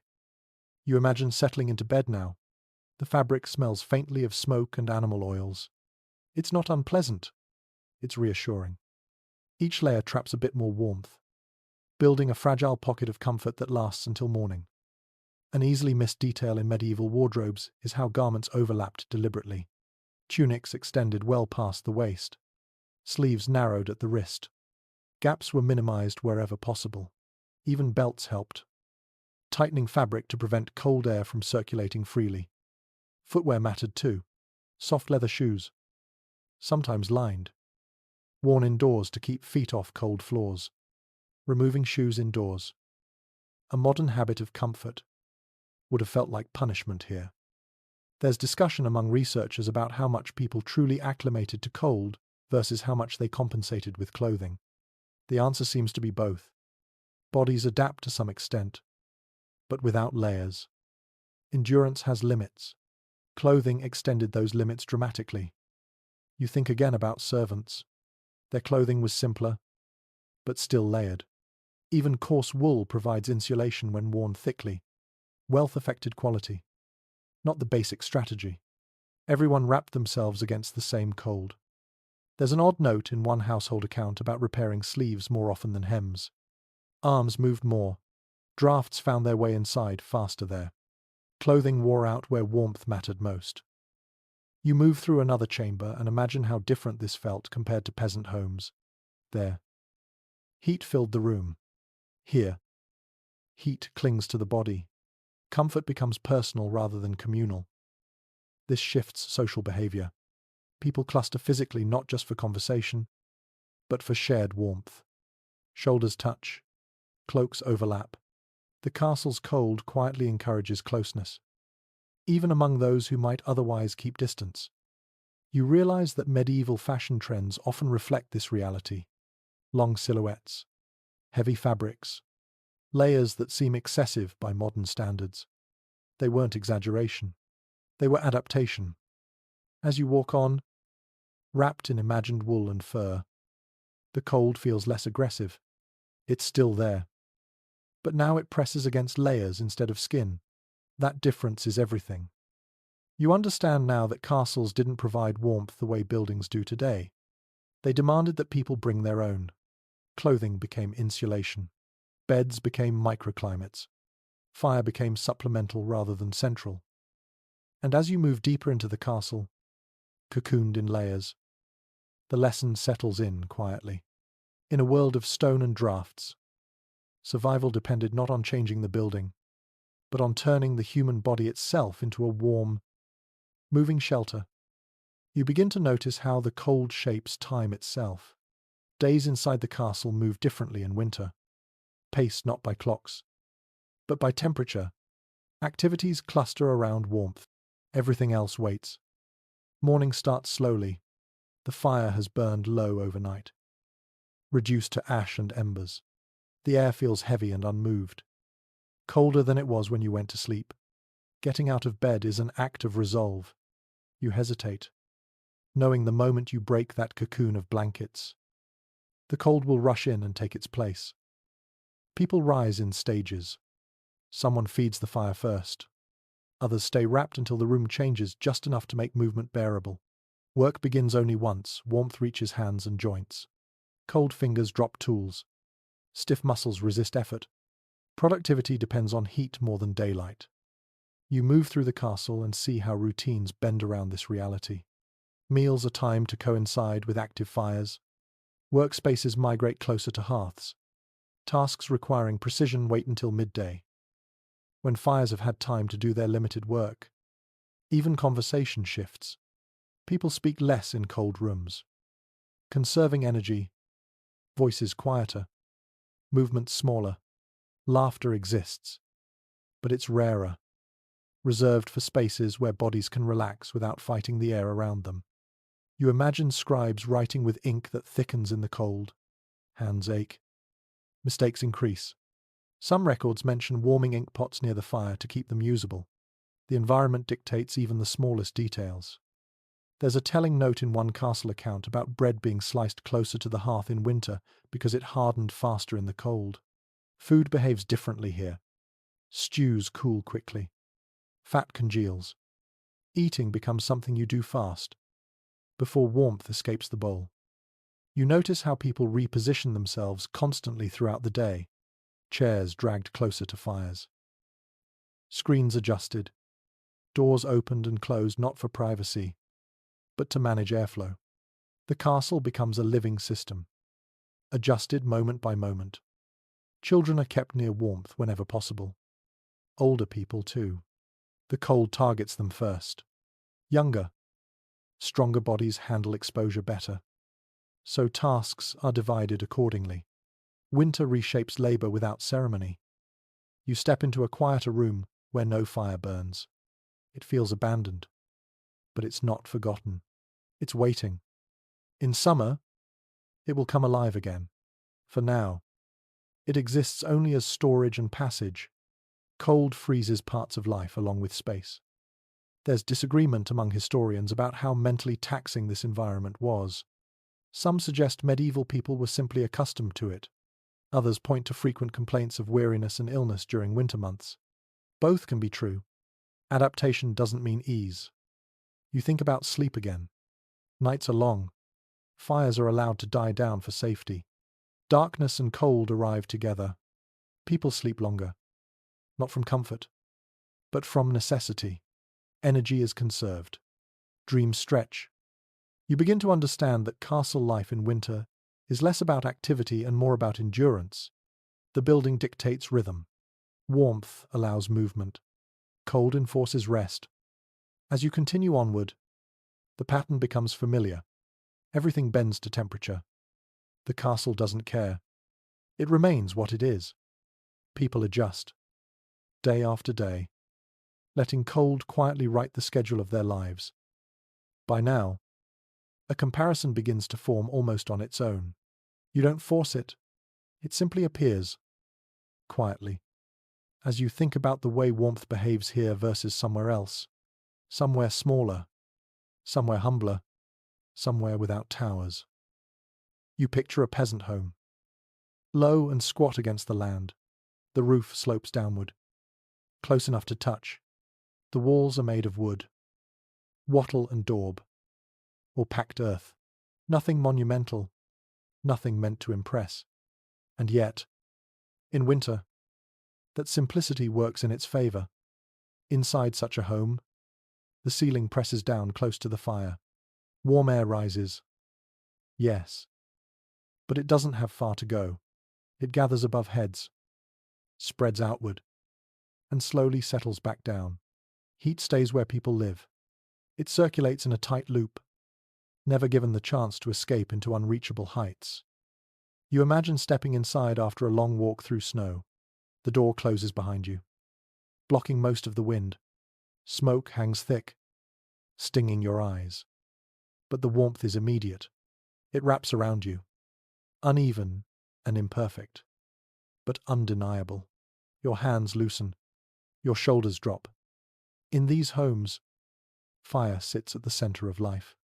Cooking, eating, working, and resting all happen within its reach. The heat is shared, communal. No one gets much, but everyone gets something. Animals matter here too.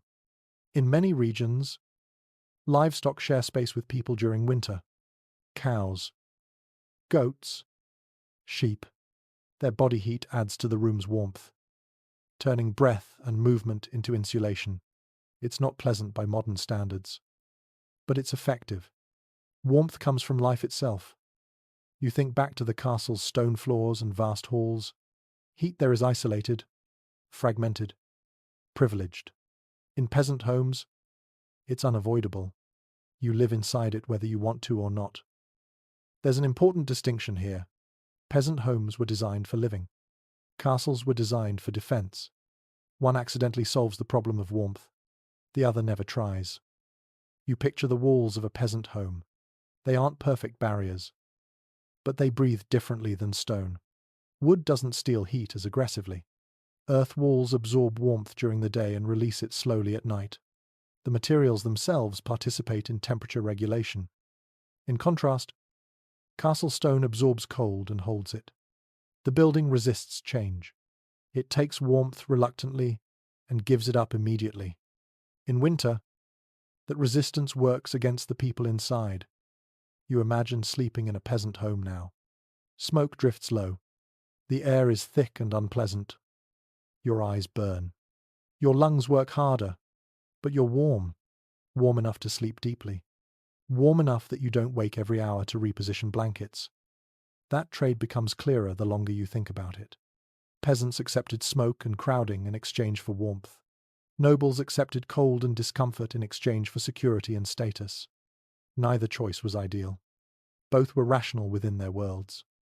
There's still debate about how consciously people recognize this difference. Some argue that peasants envied castle life without understanding its realities. Others point to evidence that people who moved between both worlds noticed immediately how uncomfortable castles could be. Familiarity breeds honesty. You recall accounts of travellers invited to stay in castles during winter, only to remark on how cold the rooms felt despite their grandeur. The surprise itself tells you something. Stone and scale promised comfort they did not deliver. You imagine a peasant stepping into a castle for the first time. The space overwhelms. The walls impress. But the cold cuts through everything, or fades quickly when fingers go numb. In peasant homes, movement is minimal. Everything you need is close. In castles, distance is constant. Distance from the fire, distance from warmth, distance from the ground. That separation costs energy. You begin to see warmth as a kind of social equalizer. In small homes, everyone shares it. In castles, warmth becomes stratified. Who sits closest to the fire matters. Who gets tapestries matters. Who sleeps in interior rooms matters. This difference shapes relationships. In peasant homes, bodies cluster naturally. In castles, proximity must be negotiated through rank. Cold enforces hierarchy just as surely as walls do. You think again about winter nights. In a peasant home, people and animals sleep close. Breaths overlapping. Heat pooling in shared space.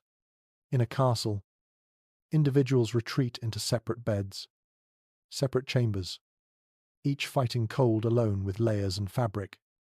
Neither world is comfortable by modern standards, but one world traps heat by accident, the other lets it escape by design. As you move on, the contrast stays with you. The castle's cold now feels less like a flaw and more like a consequence of ambition. Stone, height, and separation create power, but they also create distance from warmth. And in that distance, you finally understand the quiet irony. The poorest homes, built with survival in mind and nothing else, often offered more warmth than the greatest symbols of medieval wealth and authority ever could. You linger on that contrast a little longer, because it keeps unfolding in new ways. In peasant homes, nothing is wasted. Space is tight. Ceilings are low enough that you can almost feel them pressing warmth back down toward you. The room works with the fire instead of against it. You imagine stepping into one of these homes again, ducking slightly as you cross the threshold. The ceiling hangs just overhead, darkened by years of smoke. It's not beautiful, but it's efficient. Heat rises from the hearth and has nowhere dramatic to go. It spreads outward, clings to rafters, and slowly sinks back down, looping endlessly through the small space. The fire itself sits low, close to the ground. Flames lick upward, but their warmth radiates sideways as well. People sit, work, eat, and sleep within its reach, even when the fire burns down to embers. The room retains heat far longer than a castle hall ever could. Walls here are thick in a different way. Not solid stone blocks, but layered materials. Wattle woven with sticks, packed with mud, straw, and clay. These walls don't conduct heat the way stone does. They absorb warmth slowly and release it gently, smoothing out temperature changes over time. You picture winter nights in such a home. Outside, wind moves freely across fields. Inside, the air is still, smoke hangs low, but it also acts as a kind of blanket, trapping heat beneath the ceiling. It's not healthy by modern standards, but it's undeniably warm. Animals contribute more than people often realize. When cows or goats share the space, their body heat becomes part of the room's climate. Each breath adds warmth. Each shift of weight releases more. The house becomes a living system, warmed by life itself. You think back to the castle, where animals are kept outside or in separate buildings. Their heat is excluded along with their smell and noise. Cleanliness and order win. But warmth is sacrificed. There's something quietly clever about the peasant home's proportions. Nothing is oversized. Nothing reaches upward unnecessarily. Every dimension serves survival. Even the roof, low and thick with thatch, insulates against cold and traps rising heat. In castles, height is a statement. In peasant homes, height is a liability. Lower ceilings mean less air to heat, less space for warmth to disappear into. The physics are simple.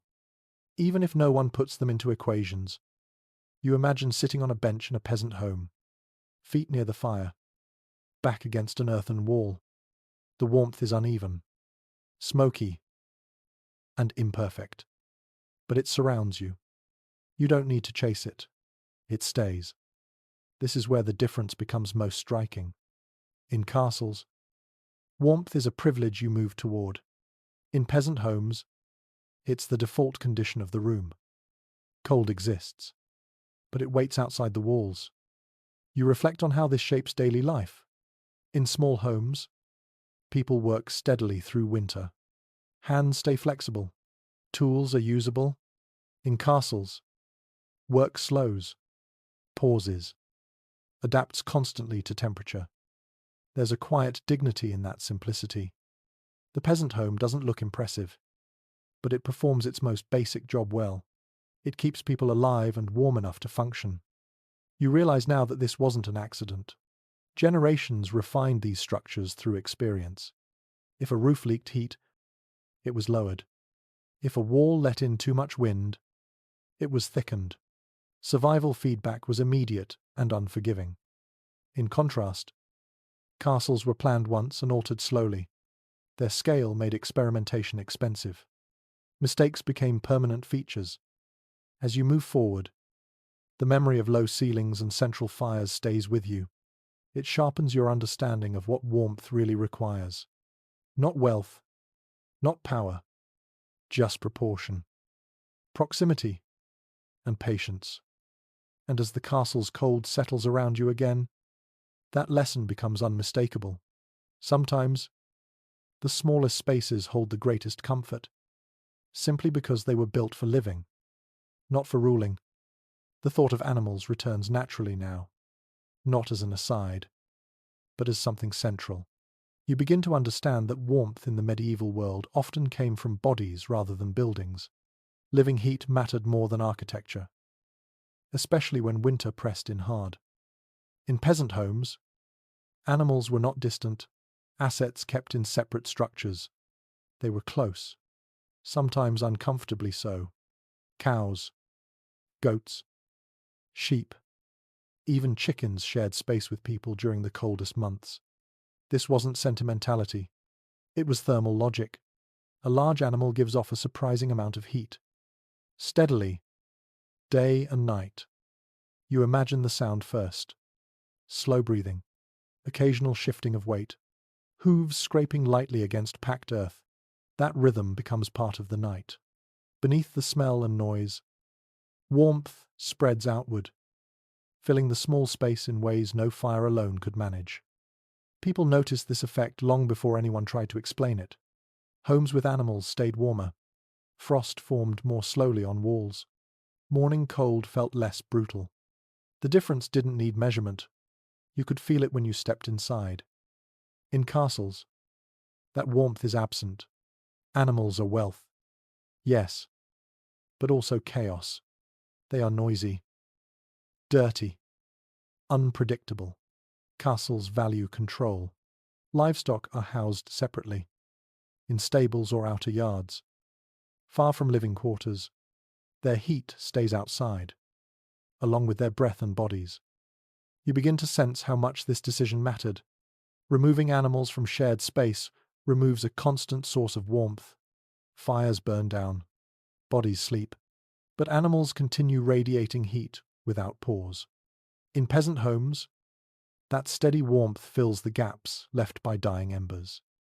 There's an old observation in rural accounts noting that winter nights felt longer in homes without animals, not because time changed, but because cold returned faster. Sleep became lighter. People woke more often to shift blankets or move closer together. You imagine a family settling in for the night, animals already lying down nearby. The room smells of hay and wool. Breath clouds mingle. The air stays warm enough that sleep comes easier, deeper. It's not comfort as you'd define it today, but it works. In contrast, Castle nights feel emptier. Larger rooms. Separate chambers. Silence broken only by wind and distant sounds. Fires reduced for safety. Cold creeps in unchecked, with no living heat to push back. There's still some debate about how widespread indoor animal housing truly was. Practices varied by region, climate, and culture. Some homes kept animals in attached byres. Others shared a single room. What remains consistent is the logic behind it. Where winter was harsh, proximity increased. You think again about castle servants. They might sleep near kitchens or bakehouses, places where fires burned longer and animals sometimes passed through. Warmth followed work, not status. Those closest to labour sometimes slept warmer than those in grand chambers. You begin to see warmth as something medieval people actively managed through relationships. Between people and animals, between bodies, sharing space. Architecture provided a frame, but life filled it with heat.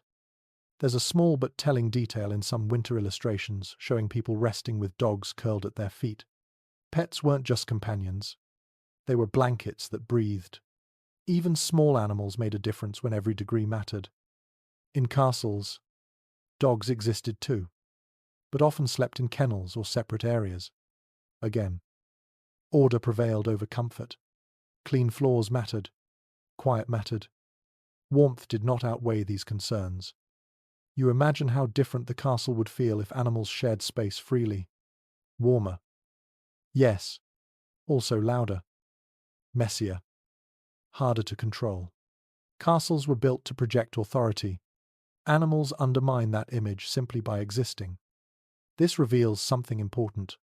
Warmth often comes from surrendering control, sharing space, accepting mess and noise. Peasant homes did this because survival demanded it. Castles avoided it because power demanded distance. You think about the physical effect again. Bodies clustered together create a microclimate. Heat accumulates. Air movement slows. Even drafts lose strength when space is crowded. In large castle rooms, air moves freely. In small shared spaces, it settles. That's why winter gatherings in peasant homes feel dense and close. Everyone benefits from everyone else. In castles, proximity is regulated. Distance is enforced. Cold thrives in that distance. You imagine lying down at night, animals breathing nearby. Their warmth steady and reliable. You don't need to chase it. You simply exist within it. Sleep deepens. Muscles relax. Then you imagine the castle again. Your bed surrounded by empty space. Stone walls pulling heat away. Silence amplifying every creak and gust. You rely entirely on fabric and fire, both limited and temporary. Neither life is easy, but one recycles warmth through living bodies. The other isolates bodies from each other in the name of order. As you move forward, the absence of animals in the castle feels louder than their presence ever would. The cold here isn't just physical. It's social. It reflects separation as much as stone. And as the night stretches on, that understanding settles gently. Warmth in the medieval world was often a shared resource, created by closeness. Where closeness was discouraged, winter always found more room to breathe. You begin to realize that warmth always comes with a cost. In peasant homes, that cost was smoke, thick, stinging, ever-present smoke that clung to hair and skin and turned ceilings black over time. But it also stayed low, heavy, and strangely helpful, pressing warmth downward instead of letting it escape. You imagine stepping into one of those homes again. The air hits your eyes immediately. They water. Your throat tightens. Breathing feels different, deliberate, yet your body relaxes at the same time. The heat is undeniable. It wraps around you, uneven but persistent, settling into your clothes and muscles. Smoke behaves differently in small spaces. With no tall chimneys to carry it away, it spreads, slows, and lingers. It's uncomfortable. Yes, but it also creates a barrier. Heat rises, meets the smoke layer, and is pushed back down. The ceiling becomes a low, invisible lid that keeps warmth where people live. This is not accidental. Over generations, people noticed that homes with more smoke stayed warmer. Complaints about stinging eyes existed alongside quiet acceptance that smoke was the price of surviving winter nights. Comfort was measured in temperature first, cleanliness second. You think again of castles, where smoke is treated as a problem to be removed. Large chimneys pull it upward efficiently, taking heat with it. Ventilation clears the air, but strips the room of warmth. Clean breathing comes at the expense of cold limbs. In peasant homes, the choice is reversed. You sacrifice air quality to preserve heat. Smoke becomes part of the architecture, as functional as walls and roofs. It stains everything, but it also saves lives. There's a detail buried in rural accounts noting that smoke-darkened beams lasted longer. The chemicals in smoke discouraged insects and slowed rot. Warmth, preservation, and survival quietly overlapped. What seemed unpleasant also served hidden purposes. You imagine winter evenings spent near the fire, eyes half closed, vision blurred by smoke. The discomfort fades into background noise as warmth takes priority. People adapt quickly when survival is at stake. In castles, adaptation takes a different form. You avoid smoke, but you endure cold. You breathe clean air while your joints stiffen and fingers numb. Each environment chooses its burden. There's still discussion among historians about how harmful constant smoke exposure truly was compared to chronic cold stress. Both took a toll. Both shaped health and longevity. The medieval world did not offer painless choices. You notice how this trade affects behavior. In smoky homes, people sit low, closer to the fire, where air is clearer and warmth strongest. In castles, people stand, move, rotate near fires to manage cold rather than smoke. At night, smoke settles differently. In peasant homes, it forms a hazy layer above sleeping bodies, trapping heat below. In castles, night air clears, but temperatures plunge as fires die down and ventilation continues its quiet work. You imagine lying awake in each place. In one, your eyes sting but your body relaxes. In the other, your breathing is easy, but sleep is shallow, interrupted by cold creeping in through layers. Neither option feels ideal, but one prioritizes warmth. The other prioritizes order and cleanliness. That difference reveals values as much as technology. You realize now that medieval people understood this balance intuitively. They didn't frame it as a choice between smoke and cold. They framed it as doing what worked. Peasant homes worked because they kept people warm enough to survive. Castles worked because they kept people safe from attack. Comfort was secondary, managed at the human level rather than the architectural one. As you move forward, the idea settles gently. Warmth is never free. It's borrowed from fire, from bodies, from compromise. Where smoke was tolerated, warmth stayed. Where smoke was banished, cold followed. And as winter deepened, people chose again and again which discomfort they could live with. Burning eyes or frozen fingers, thick air or aching joints. The decision shaped not just buildings, but daily life itself. You walk on, carrying that understanding with you. In the medieval world, survival often meant choosing the lesser discomfort, knowing that perfect comfort was never an option to begin with. As you keep walking, a quieter realization begins to settle in. Warmth in the medieval world wasn't fixed. It moved. It followed people rather than places. And once you notice that, the difference between castles and simpler homes becomes even sharper. In a peasant household, nothing is permanent. Benches shift. Beds are dragged closer to the fire. Tools migrate to wherever hands can stay warm enough to use them. The home adapts constantly, reshaping itself around heat. You don't heat the building. You move within it, chasing comfort in small, practical ways.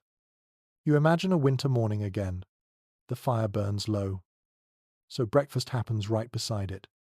Later, as embers strengthen, work spreads outward slightly. In the evening, everyone collapses back toward the center. The entire day traces a slow circle around warmth. That mobility matters. Furniture is light. Spaces are flexible. Nothing insists on staying where it is. Even people sleep where it makes sense, not where tradition demands. Survival encourages rearrangement. Now you think about castles. Everything here resists movement.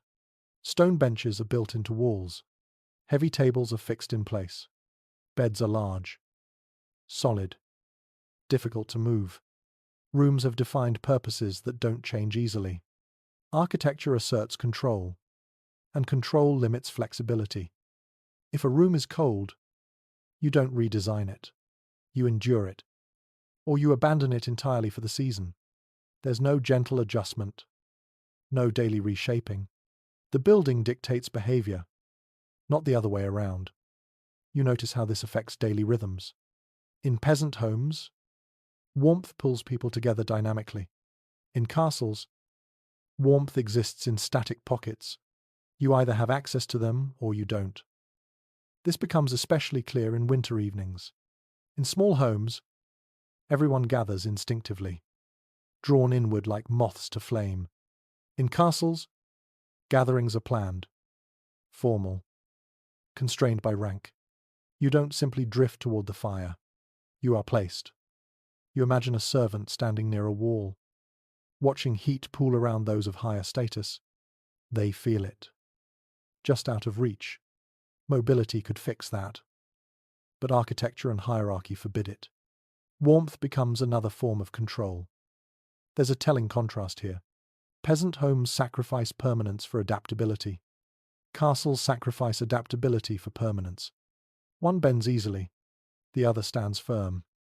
Even when standing firm makes life harder. You think again about winter nights. In a small home, bedding can be moved. People sleep closer together. Children are tucked between adults. Animals press near. The night rearranges itself around warmth. In castles, sleeping arrangements follow rules. Bedrooms are assigned. Beds stay put. Privacy matters more than proximity. Cold becomes something you manage alone. Some historians suggest this rigidity reinforced social order. Comfort flowed downward only so far. Endurance became part of elite identity. To rule meant tolerating discomfort with composure. You imagine a noble sitting stiffly near a fire, refusing to move closer lest it appear unseemly. Meanwhile, servants cluster where warmth is available, less constrained by appearances. Mobility belongs to those with less to lose. There's an odd inversion here. Those with fewer possessions can adapt more easily. Those surrounded by stone and wealth are trapped by it. You begin to see castles as monuments not just to power, but to immobility. Once built, they resist change. Their cold is baked in, unavoidable, monumental. Peasant homes, by contrast, feel temporary even when they last generations. Their flexibility allows them to respond to weather, bodies, and need. Warmth follows motion. Motion follows warmth. As you continue onward, the castle's corridors feel longer, more rigid. The cold here isn't just temperature. It's the absence of options. And that realization settles gently but firmly. In the medieval world, survival favored those who could move, adjust, and improvise. Where buildings refused to adapt, people were forced to endure. Warmth, you now understand, belongs to the flexible. You begin to feel how deeply warmth and status are tangled together here, not in obvious ways, not written on banners or carved into stone, but felt quietly, in where you're allowed to stand and how long you're allowed to stay there. Temperature becomes a language everyone understands without ever naming it. In the castle, warmth gathers where authority gathers. Near the hearth, in the inner chambers, in rooms wrapped with fabric and shielded from wind. Access to those spaces isn't random. It follows rank with almost mathematical precision. The closer you are to power, The closer you are to heat, you imagine a winter gathering again, the lord seated nearest the fire. Not just because it's comfortable, but because it reinforces position. Important guests are placed within that warm radius. Everyone else forms a widening ring, each step outward marking a drop in temperature and influence. You don't need words to understand where you belong. Your fingers tell you, this isn't cruelty for its own sake. It's habit. Order. In a rigid society, even warmth must be organized. Random comfort threatens structure. If everyone could drift freely toward heat, hierarchy would blur.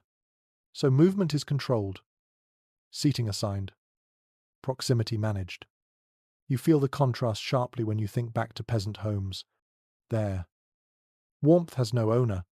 It spreads where bodies gather. Children climb into laps. Neighbors sit shoulder to shoulder. Heat doesn't ask who you are. It only responds to closeness. In castles, closeness itself is regulated. Who may sit beside whom matters. Who may share space matters. Warmth becomes a reward rather than a shared resource. There's a revealing detail in descriptions of medieval feasts mentioning guests wearing cloaks throughout the meal. This wasn't casual. It was necessary. Even among the privileged, warmth was never guaranteed. Rank determined how much discomfort you were expected to tolerate without complaint. Endurance became a virtue. To rule well meant showing that cold did not trouble you. Stiff posture, controlled movement, calm expression. Warmth was present, but never indulged in openly. Seeking it too eagerly could look weak. You imagine a noble resisting the urge to lean closer to the fire. Even as fingers numb. Appearances matter. The performance of control matters. The cold becomes part of the performance. Below them, servants work continuously near heat sources. Kitchens burn hot all day. Bakehouses glow with warmth. Ironically, those spaces are often warmer than grand halls. Labor earns proximity to fire. Even if it comes with smoke and exhaustion, you notice the inversion. Those with power endure cold publicly. Those without power endure heat privately. While working, neither group lives comfortably. Comfort itself is not the goal. There's still debate among historians about whether this was intentional social signaling or simply a byproduct of architecture and habit. Some suggest cold reinforced authority by demanding stoicism. Others argue people simply accepted discomfort because alternatives were limited. Both ideas likely coexist. You think again about winter councils and legal proceedings held in cold halls. Long hours standing or sitting in chill air. Decisions made with stiff hands and aching joints. Authority exercised under physical strain. It's easy to imagine how that environment shaped temperament. Patience shortened. Tempers sharpened. Warmth affects mood more than people realize. Cold rooms encourage formality. Distance. Restraint. In peasant homes, warmth encourages closeness. Conversation flows easily when bodies are relaxed. In castles, cold maintains distance. It enforces silence and structure without needing words. You move through another chamber now, and feel the temperature shift subtly as you cross an invisible boundary. A doorway marks the edge of privilege. On one side, fabric lines the walls. On the other, bare stone waits. The difference is immediate. You realize how this would feel day after day. The body learns these boundaries instinctively. You know where you're welcome by where your hands stay warm. Children raised in castles grow up with this logic embedded in them. They learn where to stand, when to move, how long to endure. Warmth becomes something you earn or inherit, not something you assume. In peasant homes, children learn the opposite. Warmth comes from togetherness. You make room. You share space. Heat is communal by necessity. Neither system is kind. Both are survival strategies shaped by circumstance. But one system ties warmth to power so tightly that even stone walls seem to enforce it. As you continue onward, the castle feels colder, not because the temperature drops, but because the meaning of cold sharpens. It's no longer just winter. It's order, distance, Structure made physical. And as that understanding settles, you begin to see the castle differently, not as a failed home, but as a successful symbol. It does exactly what it was built to do, even if that means sacrificing comfort. Warmth, here, is never accidental. It follows status. It marks boundaries. It reminds everyone, quietly and constantly, of where they stand. You walk on, hands tucked into sleeves, aware now that the cold isn't merely environmental, it's social. And in this place, that makes it even harder to escape. You slow your pace now, not because the space demands it, but because the idea settling in your mind needs room. There's a question hovering here, one that never quite resolves itself. Even after centuries of looking back, was all this cold simply tolerated? Or was it, in some quiet way, useful? You think about discomfort as a tool, not spoken of openly, not written into law, but present all the same. Cold sharpens behavior. It discourages lingering. It limits softness. In a society built on hierarchy and obedience, those effects might not have been entirely unwelcome. Some interpretations suggest that living in cold, austere spaces reinforced discipline. You didn't relax too much. You didn't forget your place. The environment itself reminded you that comfort was not a right, but a privilege, rationed carefully. Stone walls and cold air worked together to keep bodies alert and minds focused. But there's another way to read it, one where cold isn't intentional at all, just accepted. Medieval builders understood many things, but they worked within limits of technology, tradition, and urgency. Castles were built quickly in response to threats. Defense came first. Everything else followed, if it could. You imagine a lord commissioning a castle. Their concerns are clear. Height, thickness, visibility, strength. The question of warmth barely enters the conversation. Fires exist. Clothing exists. People have endured winter before. The cold feels survivable, even if unpleasant. Yet the fact that so many efforts were made to soften it complicates that picture. Tapestries, curtains, winter chambers, portable warming pans. These are not the actions of people indifferent to comfort. They're the actions of people constantly negotiating with discomfort. So where does that leave the question? Was the cold a feature or a flaw? You walk through a space that feels deliberately bare. No fabric. No furniture meant for lingering. Just stone and shadow. This kind of room feels instructional. It doesn't invite you to stay. It encourages you to move along, to finish your business and leave. In contrast, rooms meant for rest or intimacy feel carefully managed. Lower ceilings, softer surfaces, less exposure. Someone thought about how cold shaped behavior, even if they didn't phrase it that way. Some scholars lean toward the idea that discomfort helped reinforce authority. Cold made formal gatherings shorter. It discouraged casual behavior. It reminded everyone that the castle was not a place of ease, but of order. Others argue that this interpretation overstates intent. They point out that medieval people complained endlessly about cold in letters and records. If discomfort were truly desirable, why complain at all? Why invest so much effort in mitigating it? The evidence points both ways. Complaints exist alongside adaptations. Endurance is praised, but relief is constantly sought. The cold is neither fully embraced nor fully rejected. You imagine winter councils held in drafty halls.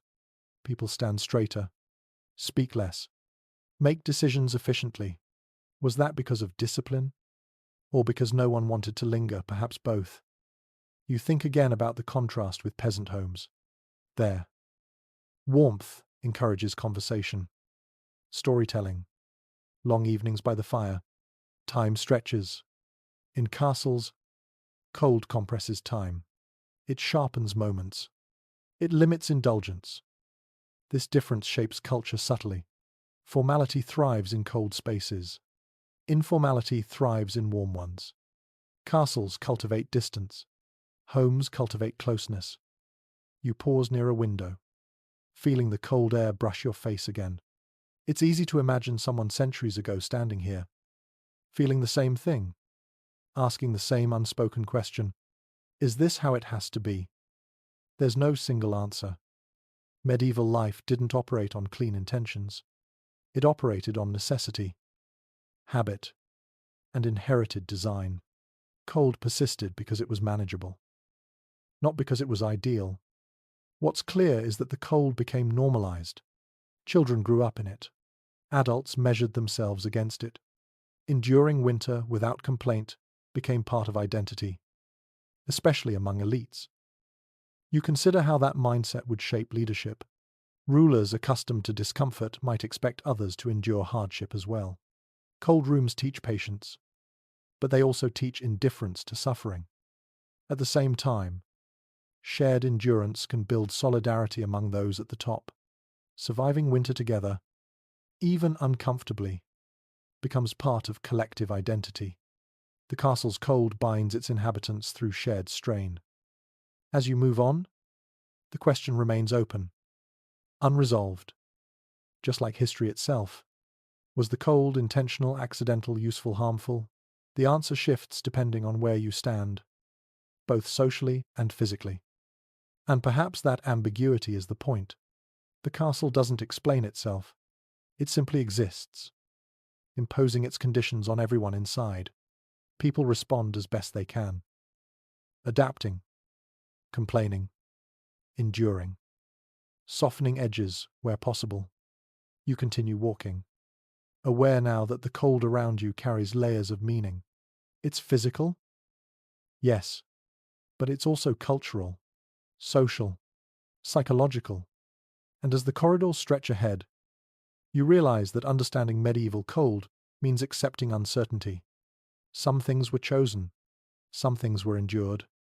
Most were simply lived with, day after winter day, until they felt inevitable. By this point, the image you might have carried into this story has thinned and cracked, much like frost on old stone. The idea of medieval luxury, of grand halls warmed by roaring fires and effortless comfort, doesn't survive long once you linger inside these walls. The myth dissolves quietly, replaced by something far more ordinary and far colder. You think about how castles are usually imagined today. Golden torchlight, long tables heavy with food, thick carpets underfoot. It's an image shaped by paintings, films, and later romantic storytelling. But those images freeze a moment and strip away the hours before and after. When the fire dwindles, the smoke clears, and the cold returns to claim the room. In reality, luxury in a castle was visual and symbolic far more than physical. Tapestries impressed guests. Stonework projected permanence. Height inspired awe. None of that guaranteed warmth. In fact, much of it actively worked against it. You imagine a visitor arriving for the first time, dazzled by the scale. The entrance alone feels overwhelming. The walls seem endless. The ceilings disappear into shadow.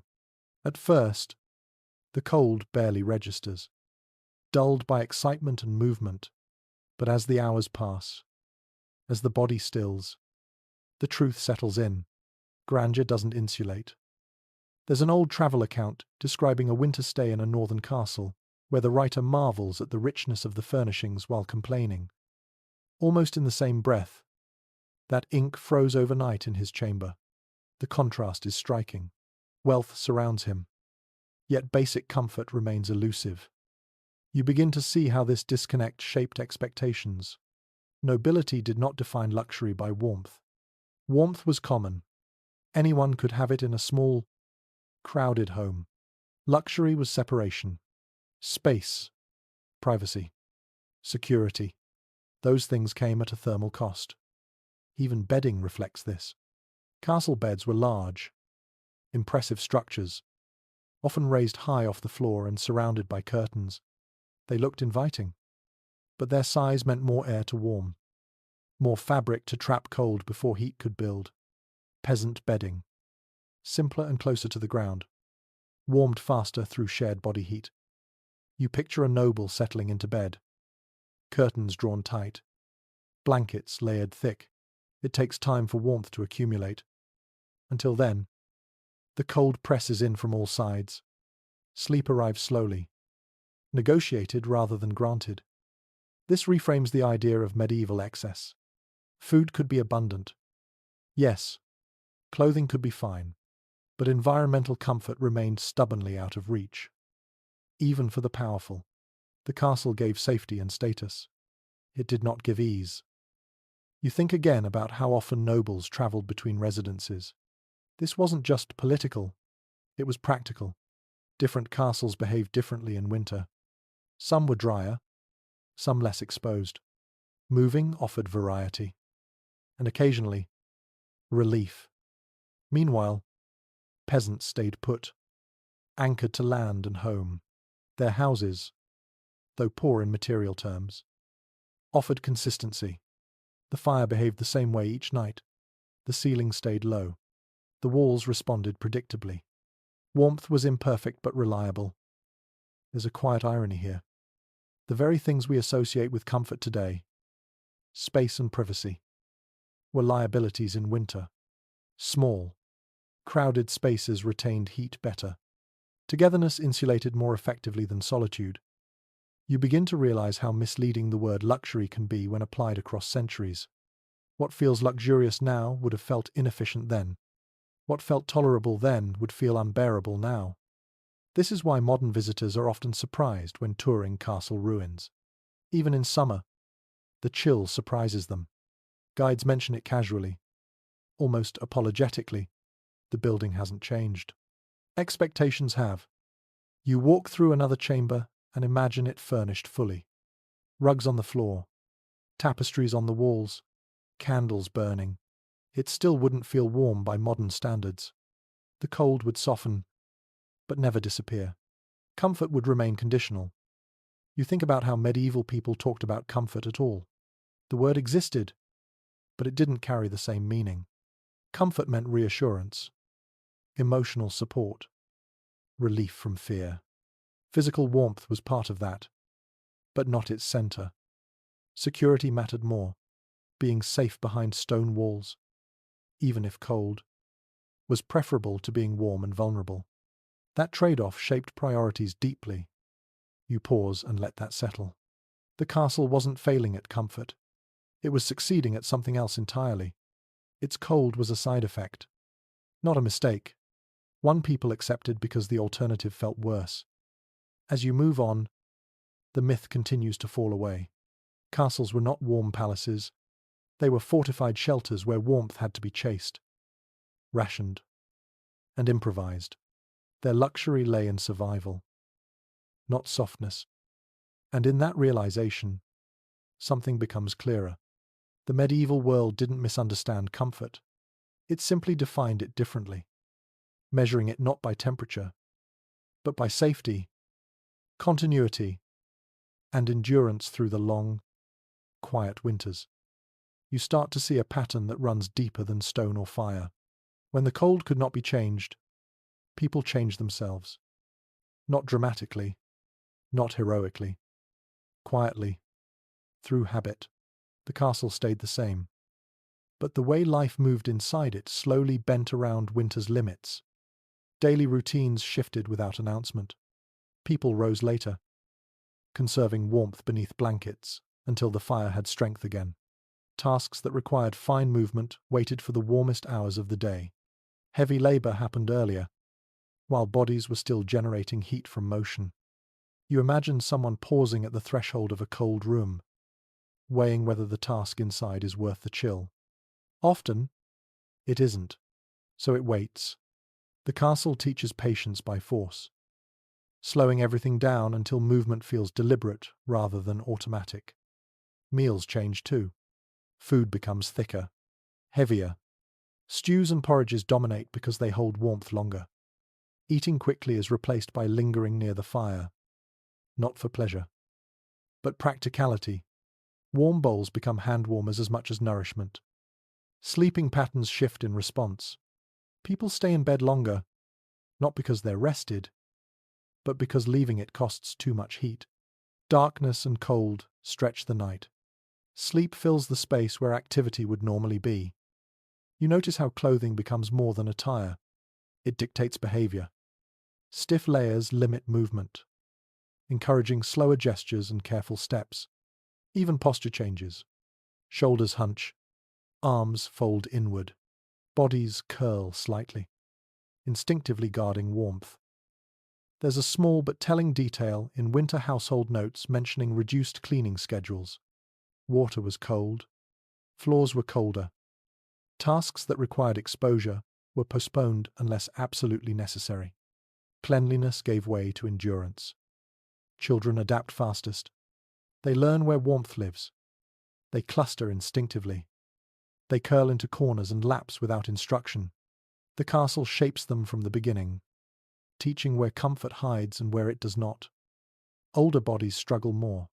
Joints ache. Movement stiffens. Winter slows them down further, limiting where they can go and what they can do. Warmth becomes not just comfort, but access to life itself. You think again about peasant homes.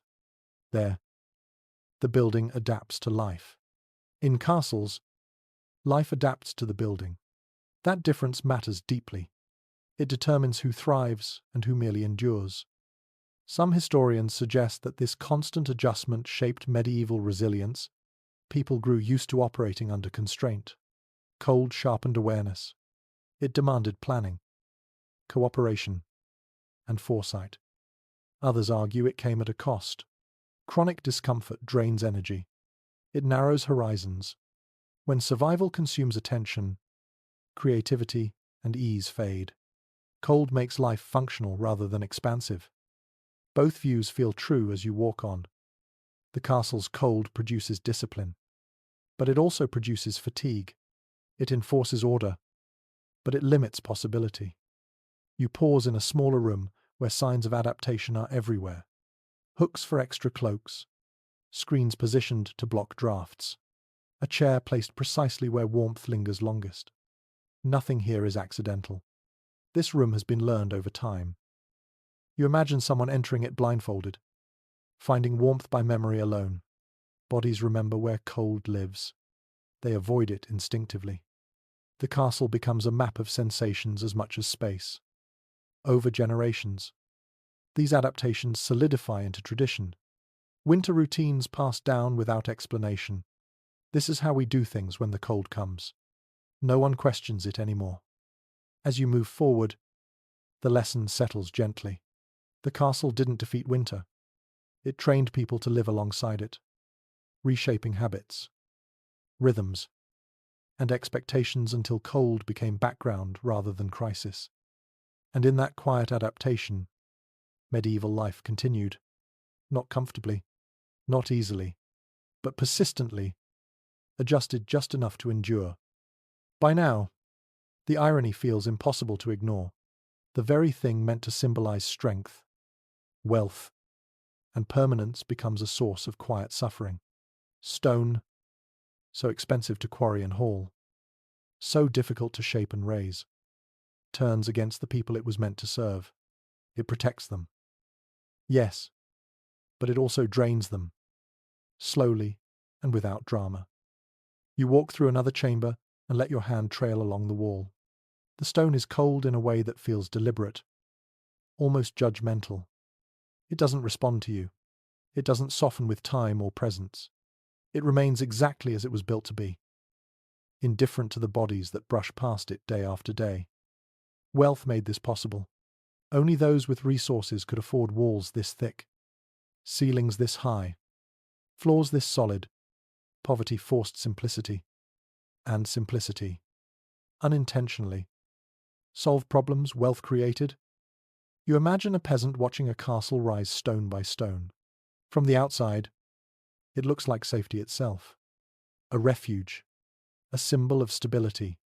But from the inside, it becomes clear that stability comes at a cost paid in warmth and ease. The irony deepens when you consider maintenance. Stone buildings require constant care. Mortar cracks, walls shift, damp creeps in. The castle demands attention even as it punishes those who live inside it.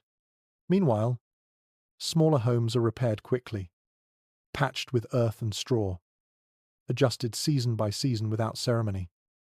You think again about winter nights.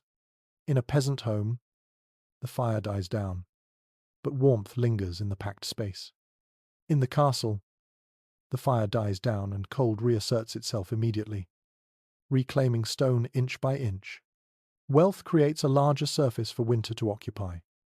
There's a quiet absurdity in imagining a lord wrapped in fur, sleeping beneath a carved canopy bed, while a farmer nearby sleeps warmer on a straw pallet beside livestock. Status reverses expectations. Comfort flows downward, not upward. Some commentators note that medieval literature occasionally hints at this contradiction. Castles are described as magnificent but bleak, impressive but harsh. The language reflects admiration tempered by discomfort, as if writers sense the imbalance without fully articulating it. You pause in a hallway where the cold feels especially strong, amplified by stone on all sides. This is what wealth looks like when stripped of illusion. Durable, lasting, unyielding. Stone does not negotiate. It simply endures. And yet, people endure with it. They hang fabric. They wear layers. They cluster near fires. They move through seasons with practiced resilience.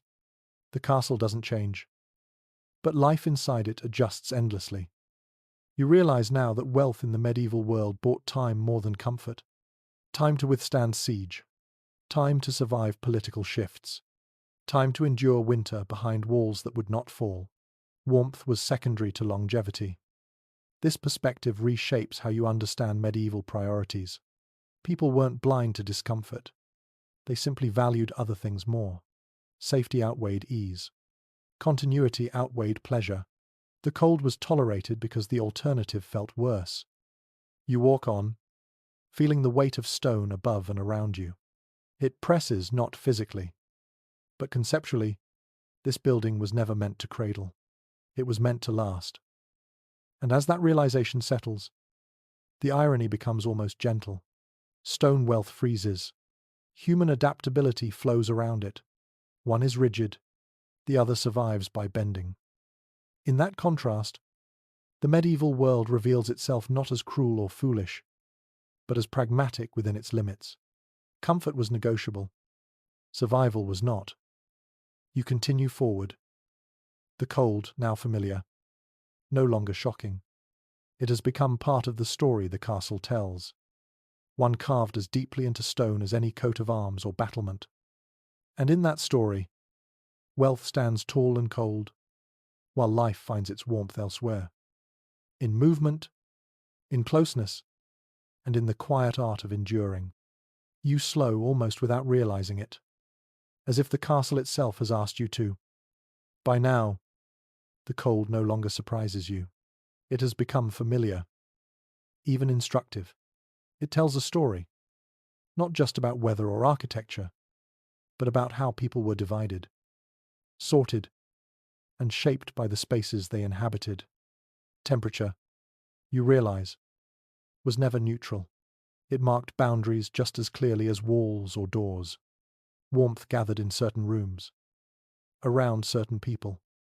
At certain times, cold filled the rest, and everyone learned, from childhood onward, how to read those invisible lines. You imagine a child growing up inside these walls.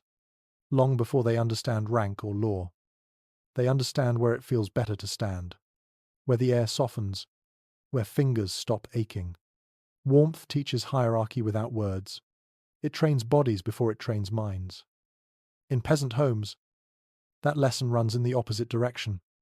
Warmth teaches closeness. It teaches sharing. You make room. You adjust.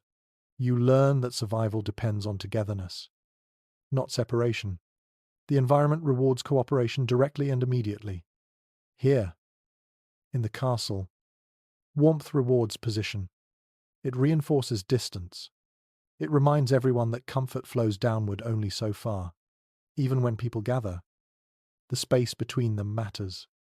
Cold fills gaps eagerly, making separation tangible. You think back over everything you felt while moving through these rooms. The stone that steals heat, the drafts that never rest, the fires that struggle against scale, the fabric that softens but never conquers, the routines that shrink inward as winter deepens. All of it adds up to more than discomfort. It adds up to structure. The castle doesn't just house hierarchy. It enacts it physically. It makes inequality felt in muscles and skin. Some people endure less cold, others endure more, and endurance itself becomes a marker of identity. There's a strange honesty in that. Nothing is hidden.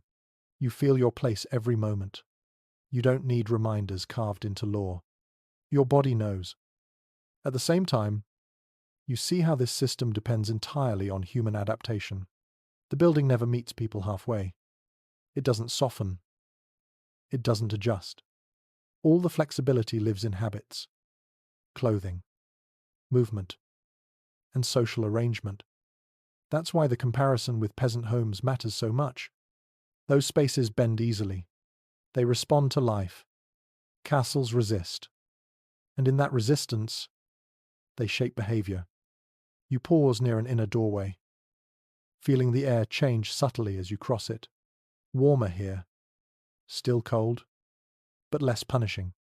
This is the heart of winter life in the castle. Everything else fades into the background until spring. You understand now that medieval cold wasn't just endured. It was organized, managed, distributed. It reinforced values quietly, day after day, without speeches or commands. And as you stand there, wrapped in layers, listening to the distant sound of wind against stone, the final contrast settles in fully. Peasant homes were warmer because they were built for living. Castles were colder because they were built for lasting. Neither choice was wrong within its world. Each answered a different fear. One feared hunger and exposure. The other feared invasion and collapse. Warmth and security pulled in opposite directions, and medieval society chose where to compromise. You take one last slow breath and feel the cold around you. Steady and patient. It has been here longer than you. It will remain long after. But people, for centuries, found ways to live inside it anyway. And in that quiet endurance, the medieval world reveals itself most clearly, not as a place of constant misery or romantic comfort, but as a place where survival meant adapting to conditions you could not change, and finding warmth where you could, even if it wasn't where you expected. The castle remains cold. The people move on. Now let your pace slow completely. You no longer need to walk these corridors. You can rest where you are, wrapped in the quiet understanding of how this place worked, how people learned to exist inside stone and winter without ever truly defeating either. The cold softens as you stop resisting it. It becomes background, like the distant wind outside the walls. You imagine fires settling into embers, the castle growing still, its great spaces empty and patient. Somewhere deeper inside, smaller rooms glow faintly, holding the last traces of warmth and life. You picture people curling into blankets, drawing fabric closer, breathing slowly. The day has been long, the winter longer, but everything that needs to be done has been done. The castle stands. The night passes. Your own breathing steadies now, slow, even. The story doesn't need to push forward anymore. It can fade gently, like heat rising and thinning into the dark above. You carry with you the quiet lesson of these walls. That comfort is not always where power lives. That warmth often survives in smaller places, closer together, nearer the ground, and that humans have always been remarkably good at adjusting, at finding calm even in spaces that were never meant to be kind. Let the stone cool, let the fire dim, let the sounds soften until only silence remains. The castle sleeps, and now, so can you. Sweet dreams.